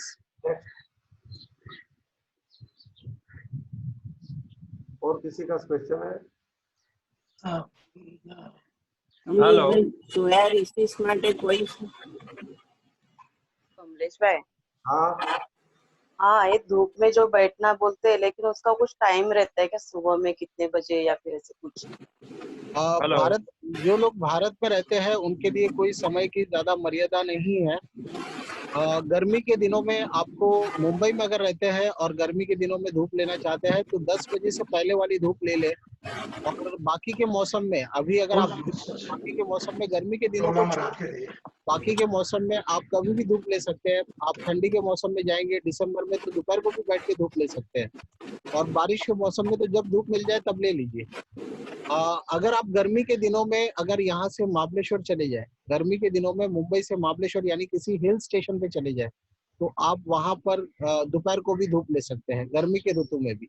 तो भारत में धूप लेने का ऐसा कोई नियम नहीं है, क्योंकि भारत की धूप जो है वो हमारे लिए हानिकारक नहीं है। और we Indians are blessed with something known as melanin. हमारी स्किन में एक नेचुरल सनस्क्रीन ऊपर वाले ने लगा के दिया है, और वो नेचुरल स्किन सनस्क्रीन इसलिए लगा है क्योंकि हम लोग दिन भर धूप में रहने के लिए डिजाइन हुए थे। तो बिल्कुल चिंता करने की आवश्यकता नहीं है, और भारत में जब भी धूप मिले आप ले लीजिए। गर्मी के मौसम में सिर्फ जल्दी जाकर धूप ले लें, इतने ही नियम ध्यान में रखें जी।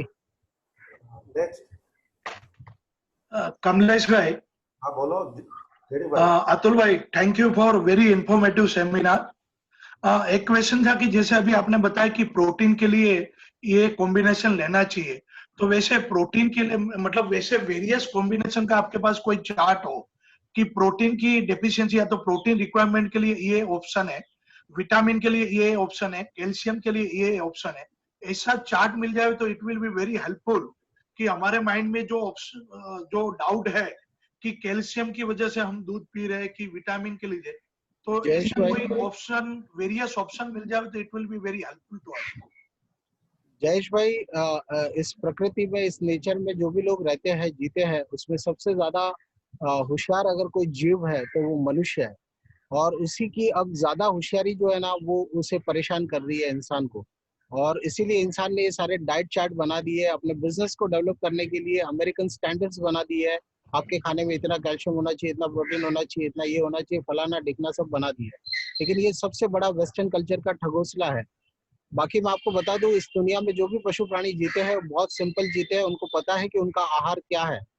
और आप देखिए, शेर कभी भी ये सोचेगा नहीं एक हरण को शिकार करने से पहले कि इसके बॉडी में कितना कैल्शियम होगा, प्रोटीन होगा, मुझे इसे खाना चाहिए, मारना चाहिए, नहीं मारना चाहिए, वो कोई कैलकुलेशन नहीं करता। शेर को पता है उसका शिकार क्या है, वो और उसमें झपट्टा मारता है और खा लेता है। कुत्ते को पता है उसका आहार क्या है, वो उस पर झपट्टा मारेगा, खा लेगा। बिल्ली को पता है उसका आहार क्या है, वो उस पर झपट्टा मारेगा, खा लेगा, और कोई फिक्र नहीं करेगा। ठीक वैसे ही इंसान भूल चुका है कि उसका आहार क्या है।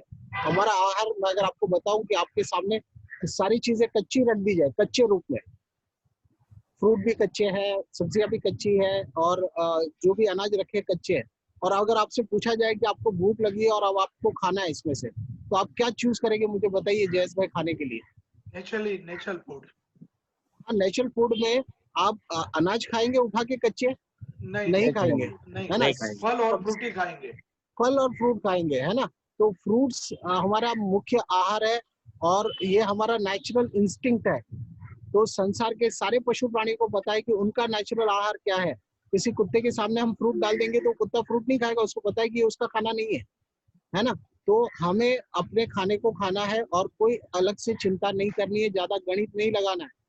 आप अपने नेचुरल फूड पे आ जाइए, आप बैलेंस कीजिए 50-50 का। मैं लोगों को सुझाव देता हूँ, आप पूरा कच्चा खाना नहीं खा सकते, लेकिन आधा कच्चा आधा पक्का कर दीजिए, और योग प्राणायाम कीजिए, और स्वस्थ रहिए, मस्त रहिए। तो आप इतना बैलेंस लेके आइए। इसके अलावा फिर भी अगर आपको चार्ट चाहिए तो ऐसे बहुत सारे चार्ट अवेलेबल है, आप गूगल कर सकते हैं, दुनिया भर की चीजें अवेलेबल है कि कौन से खाने में कितना प्रोटीन होता है, कितना कैल्शियम होता है। लेकिन कंफ्यूज मत हो जाइए, जो भी नेचुरल चीजें हैं इससे जुड़े रहिए। थैंक यू जयेश भाई। नेक्स्ट अरीना बेन बोलो। रीना बेन, माइक ऑन करो अपना। बेन। अतुल भाई, मेरा एक क्वेश्चन है। यस,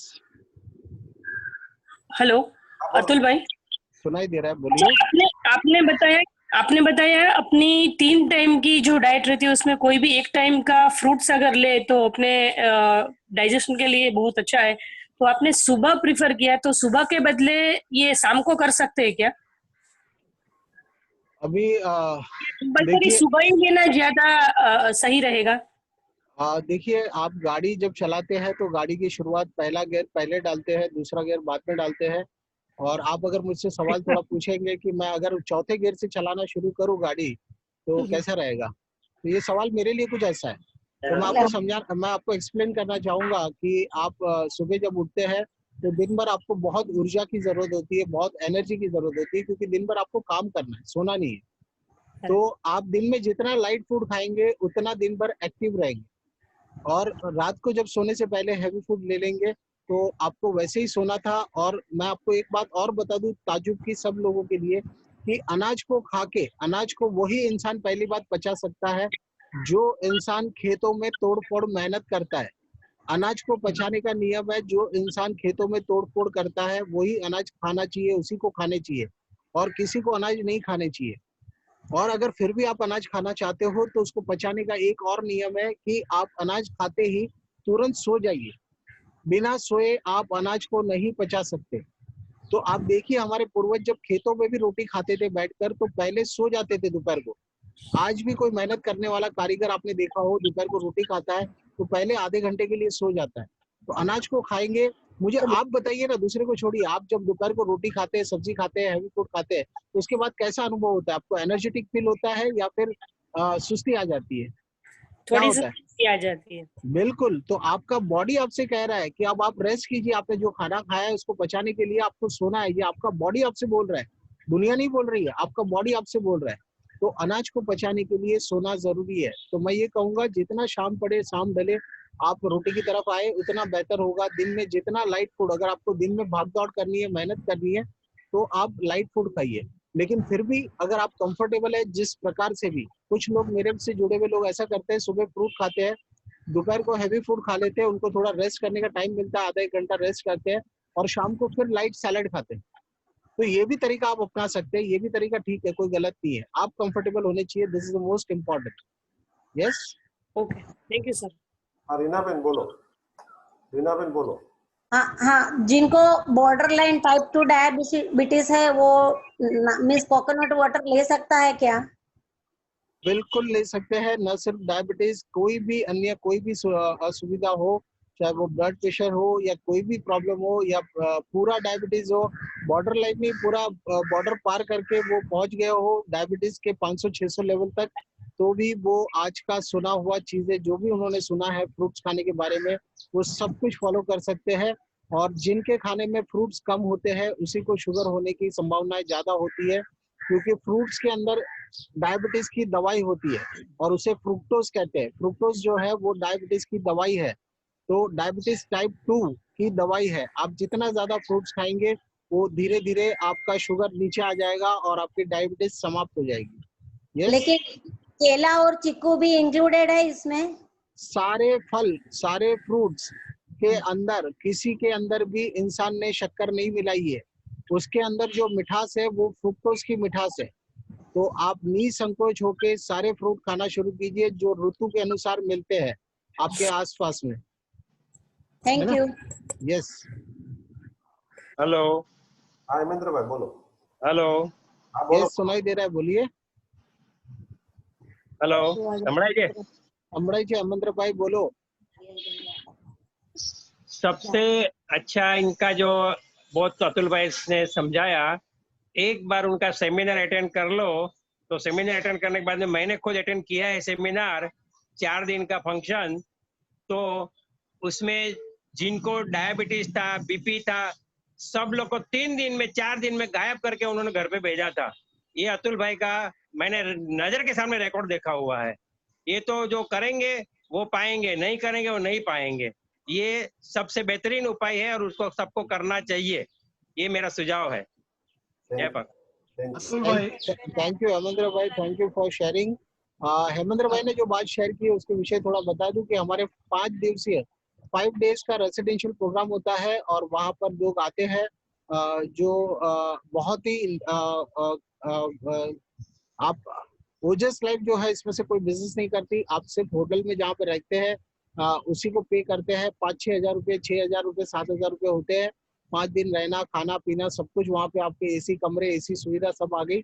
और वहाँ पे 5 दिन रह के 5 डेज का रिट्रीट प्रोग्राम होता है जहाँ पे ये जो बातें हमने की है उसे प्रैक्टिकली प्रैक्टिस करवाया जाता है। बहुत आनंद होती है, मौज होती है। एक 5 दिन के पिकनिक की तरह होता है ये प्रोग्राम, कार्यक्रम। और 5 दिनों में आपकी जो भी दुविधा है, परेशानियां है, वो लगभग 90% परेशानियां वहीं पे लोगों के सामने ही खत्म हो जाती है। लोग एक दूसरे से शेयर करते हैं, जब मैं आया था तब मुझे इतनी प्रॉब्लम थी, ये शुगर था, यहाँ दर्द था, ये था, वो था, और वहीं पे सारी बीमारियां समाप्त हो जाती है। तो ये प्रोग्राम भी होते रहेंगे और इसकी जानकारी भी आप हमारे चैनल से ले सकते हैं, हमारे ग्रुप से ले सकते हैं। राइट? यस। Next question. અતુલભાઈ, અત્યારના સર્કમસ્ટન્સમાં કેવી રીતે આ પ્રોગ્રામ ઓર્ગેનાઇઝ કરી રહ્યા છો આપ? હાલમાં બંધ છે, अभी तो गवर्नमेंट की पॉलिसी या। में कोई भी परमिशन नहीं है, तो अब देखते हैं नेक्स्ट ईयर से शायद शुरुआत होगी, जैसे जैसे हमको परमिशन मिलेगी वैसे। सरिता जी बोलिए, आपका आवाज नहीं आ रहा है सरिता जी। हेलो, हाँ बोलिए। हाँ, मैं ये पूछना चाहती हूँ जिसका 100 से ऊपर वेट होता है उसको सुबह से लेकर शाम तक क्या लेना चाहिए? आपकी आवाज बहुत कम है, लेकिन सुनाई ये दिया कि जिसका 100 से ज्यादा वेट होता है उसे सुबह से लेकर शाम तक क्या भोजन लेना चाहिए? आपका वेट तो बहुत कम दिख रहा है, 100 तो नहीं दिख रहा है। तो मैं बताना चाहूंगा, देखिए मैंने जब वो स्लाइड शेयर की थी डेयरी प्रोडक्ट की स्लाइड जब मैंने शेयर की थी, आप लोगों ने देखा था, उसमें क्या देखा आपने? एक मोटी सी औरत लगी थी, है ना? तो मैं उस स्लाइड के जरिए एक और मैसेज देना चाहता हूँ, जो व्यक्ति का 10 kilo, 5 kilo, 15 kilo, 20 kilo, 50 kilo वजन ज्यादा हो, अपने सामान्य वजन से 30-40 किलो या 10-20 किलो वजन ज्यादा हो, उन सभी लोगों के लिए एक मैसेज है कि इंसान का वजन बढ़ने का सबसे बड़ा कारण जो है हमारे भोजन में है, और हमारे भोजन में वजन बढ़ाने वाली, सबसे ज्यादा वजन बढ़ाने वाली चीज है दूध और दूध के बने हुए उत्पादन।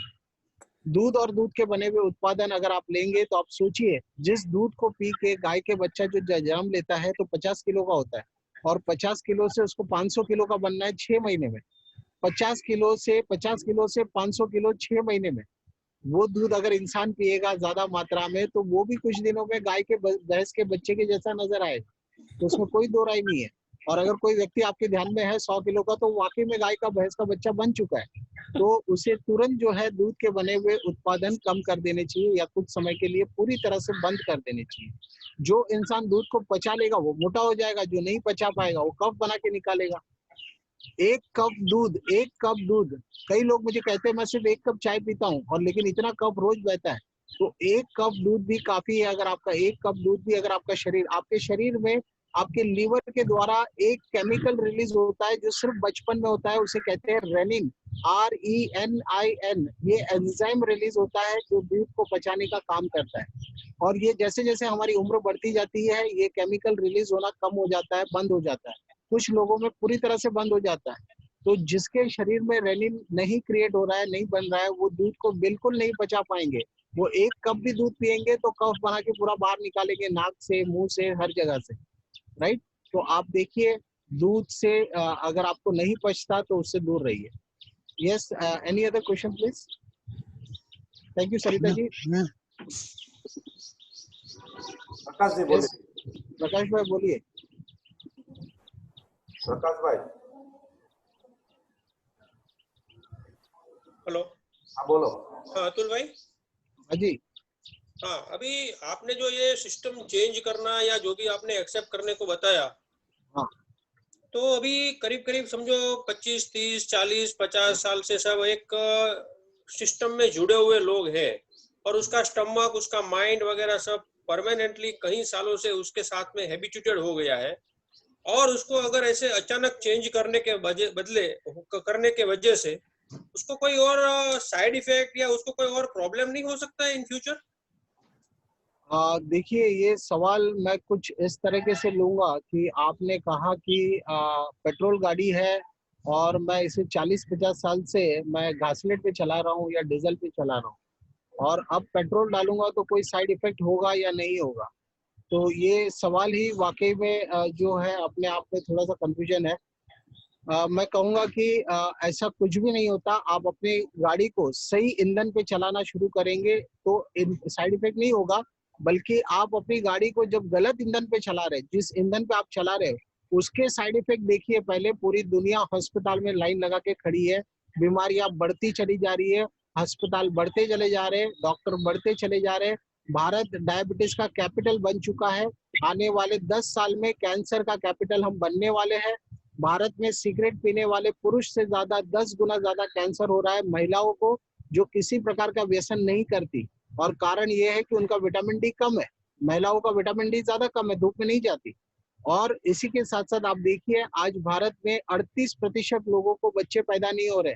यानी इसका मतलब है कि 10 लोगों की शादियां होती है आज, तो उसमें से 4 लोग बच्चा पैदा नहीं कर पा रहे। इनफर्टिलिटी घर घर तक पहुंच गई है। तो आपको लगता है कि ये खाना खा के हम स्वास्थ्य की तरफ आगे बढ़ रहे हैं कि बीमारियों की तरफ आगे बढ़ रहे हैं?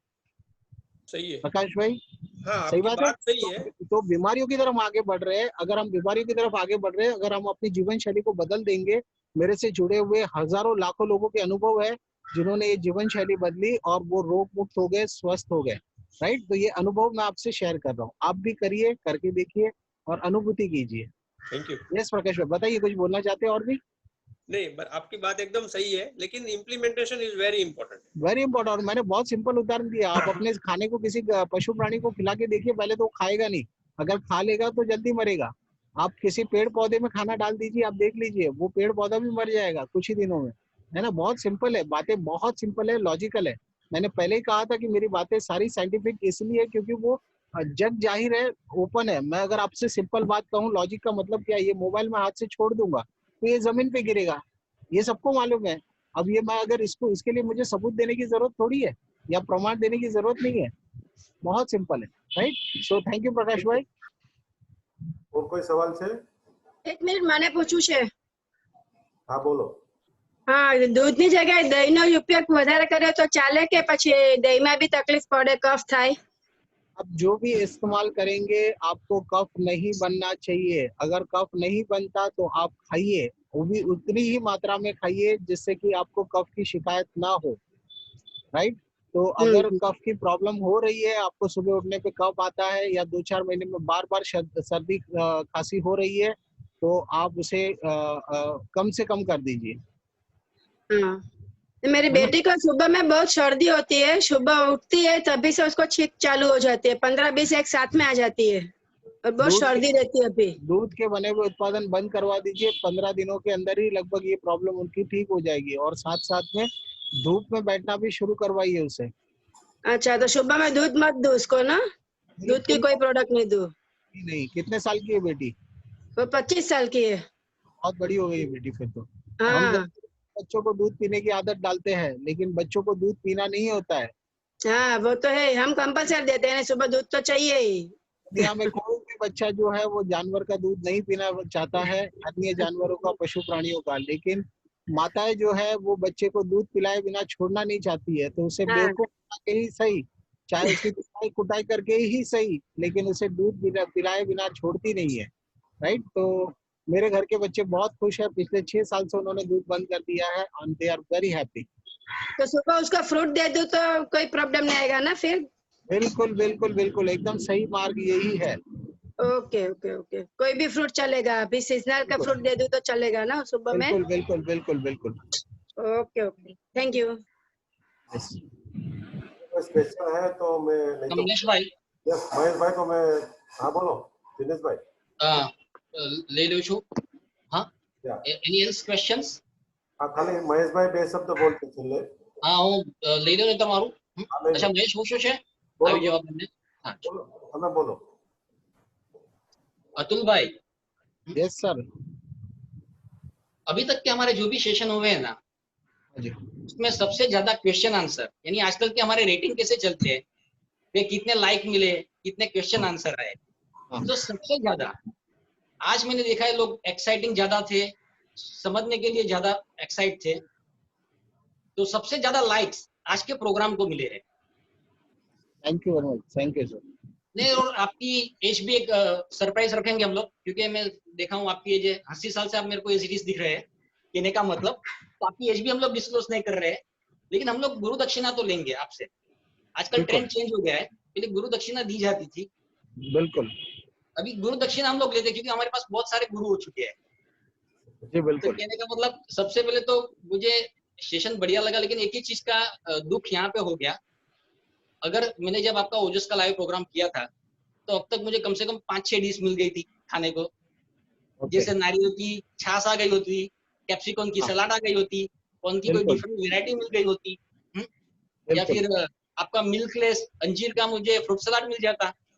क्या बात है, क्या बात है, आपने बहुत अनुभव किया है। नहीं, यानी कहने का मतलब बहुत सेशन मुझे बहुत बढ़िया मजा आ गया। परफेक्ट, आप रेसिपी परफेक्ट बता रहे हैं। हाँ, तो यही सब चीज आज हम लोग से मिस हो गई, तो हम लोग गुरु दक्षिणा चाहते हैं आपसे, एक स्पेशली प्रोग्राम देखिए, आप वर्षों से भी ओजस में कराते समझाते, आप भी देखते होंगे, सब लोग अभी इम्प्रेस होके शायद 7 दिन, कोई लोग अच्छे रहेंगे तो 15 दिन फॉलो करेंगे, कोई महीने फॉलो करेंगे, बाद में क्या होता है धीरे धीरे back to normal their routine.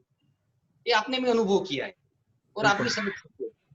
तो गाड़ी की सर्विसिंग के लिए हम लोग जिसे गाड़ी को सर्विसिंग में डालते हैं, इसी तरह से हम लोग को गुरु दक्षिणा में कुछ देखिए, आपने जो हमको प्रोग्राम बताया ना 5 दिन का, जी लाइव प्रैक्टिकल प्रोग्राम होना जरूरी है, नहीं तो हम लोग को मालूम क्या पड़ेंगे आप हमको क्या खाना खिलाते हैं, क्या पकाते हैं। बिल्कुल। तो 5 दिन का एक स्पेशल प्रोग्राम हम लोग के लिए कुछ स्पेशल इकोनॉमी जोन्स में आपके ऊपर हम लोग छोड़ देते हैं। स्पेशली मेघदूत योग सेंटर के साधक मित्रों के साथ हम लोग आपके साथ एक शिविर करना चाहते हैं। तो whenever you get chance opportunity, हम लोग को एक शेड्यूल दे दीजिए, हम लोग आपके साथ हमारी गाड़ी की यानी बॉडी की सर्विसिंग करके ये चीज को कुछ फॉलो करना चाहते हैं। तो आई एम लिविंग ऑन बिल्कुल बिल्कुल। आप जैसे ये सारे परमिशंस, थोड़ा लॉकडाउन ओपन होता है, चीजें गवर्नमेंट की तरफ से परमिशंस मूव होते हैं कि हम 100 लोगों को एक जगह पे जमा कर सकते हैं कि नहीं कर सकते, तो ये क्लैरिटी आने पे हम तुरंत ही इस बारे में सोच सकते हैं और कोई दिक्कत नहीं है। हम लोग, बड़ी खुशी होगी मुझे इनफैक्ट कि योगा के सारे जो साधक हैं, एक्सपर्ट्स हैं, उनके साथ ये 5 दिन बिताए जाए।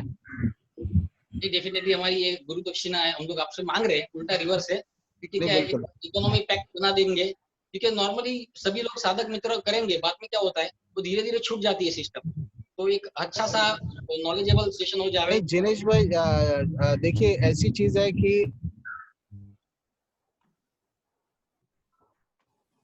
और वो सेमिनार सुने, लेकिन सुनने के बाद वो प्रैक्टिकली इम्प्लीमेंट नहीं कर पाते, वो हिम्मत ही नहीं कर पाते कि मैं अपनी आदत को चेंज करूंगा या कर लूं या नहीं करूं।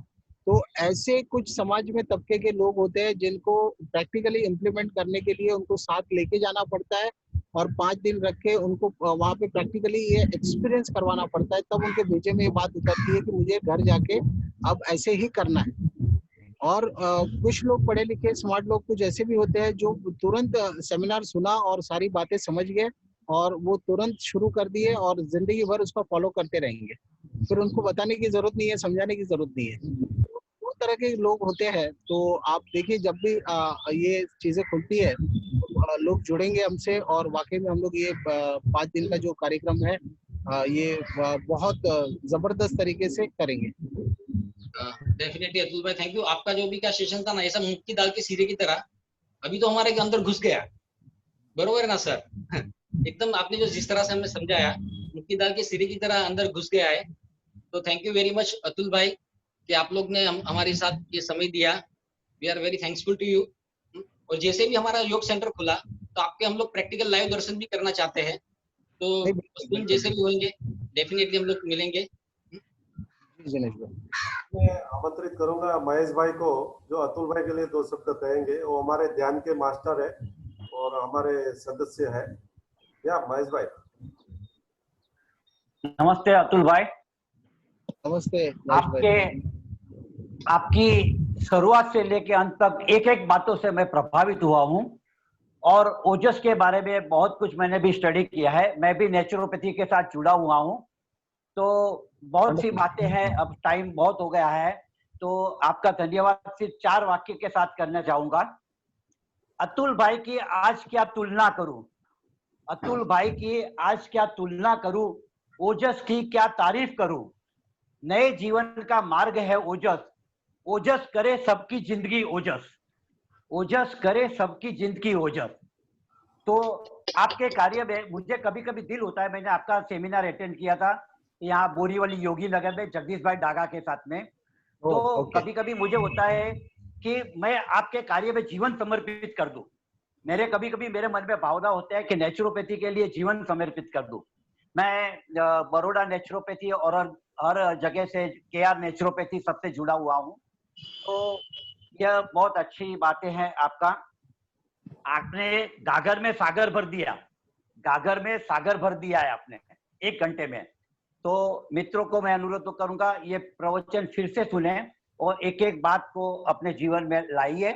और फिर से कभी आपसे मुलाकात करना चाहूंगा। कमलेश भाई भी हमारे एक बहुत ही अच्छे जिगरजान दोस्त है, तो कब से आपसे साथ मुलाकात कराएंगे। और फिर से एक बार ओजस के कार्य के लिए आपको खूब खूब अभिनंदन देता हूँ। तारीफ करूँ क्या, आपकी अल्फाज नहीं मिलते। आप ये फूल है चमन में जो बार बार नहीं खिलते। आप जैसे व्यक्तियों को आज समाज को बहुत जरूरत है। जब एलोपैथी का इतना प्रभाव पड़ गया है तो आप जैसे लोग कम से कम 5% लोगों को भी जागृत करेंगे तो बहुत बड़ा कार्य होगा इस पृथ्वी के लिए। धन्यवाद। थैंक यू महेश भाई, thank you for blessings. Thank you. सभी लोगों का स्वागत करते हैं। और किसी को कुछ बोलना है तो बोल सकते हैं, नहीं तो हम यहाँ पे समापन करेंगे। ठीक है, थैंक यू अतुल भाई, खूब खूब धन्यवाद आपका। और फिर मिलते हैं। महेश भाई, ये रिकॉर्डिंग अपलोड करे तो क्वेश्चन आंसर कट कर दीजिए। ओके, या दोनों रिकॉर्डिंग अलग अलग से अपलोड कीजिए। हम लोग आज के दिन के लिए अतुल भाई, सर जी, आज के दिन के लिए हम लोग आपको हमारे व्हाट्सएप ग्रुप में ऐड कर रहे हैं, सिर्फ एक ही दिन के लिए, जिससे पीपल के जो भी व्यू है, सजेशन है, व्हाट दे लाइक, आपको हम ऐड करते हैं, सिर्फ आप उसके व्यू कर सकते हैं जी। क्योंकि बहुत सारे मित्रों आपको व्हाट्सएप के माध्यम से भी कुछ ना कुछ शेयर करना चाहते हैं। जी तो बिल्कुल, जी बिल्कुल। के लिए हम लोग आपको ऐड करते हैं। हाँ, तो मैं आपको इसमें नॉलेज शेयरिंग जो मैसेजेस है वो भी शेयर कर देता हूँ आपके ग्रुप में। Sir okay okay, thank you. चलो कमलेश भाई, अच्छा 10:30 को, एक मिनट कमलेश भाई, हाँ बोलो। प्रार्थना लेने से पहले 10:30 बजे मेघदूत योग सेंटर में जो हमारी बोर्ड की है, तो सब मित्रों लोग को 10:30 का टाइम है, आ जाना है, योग सेंटर में मिलना है और आके थोड़ी सफाई करनी है। चलो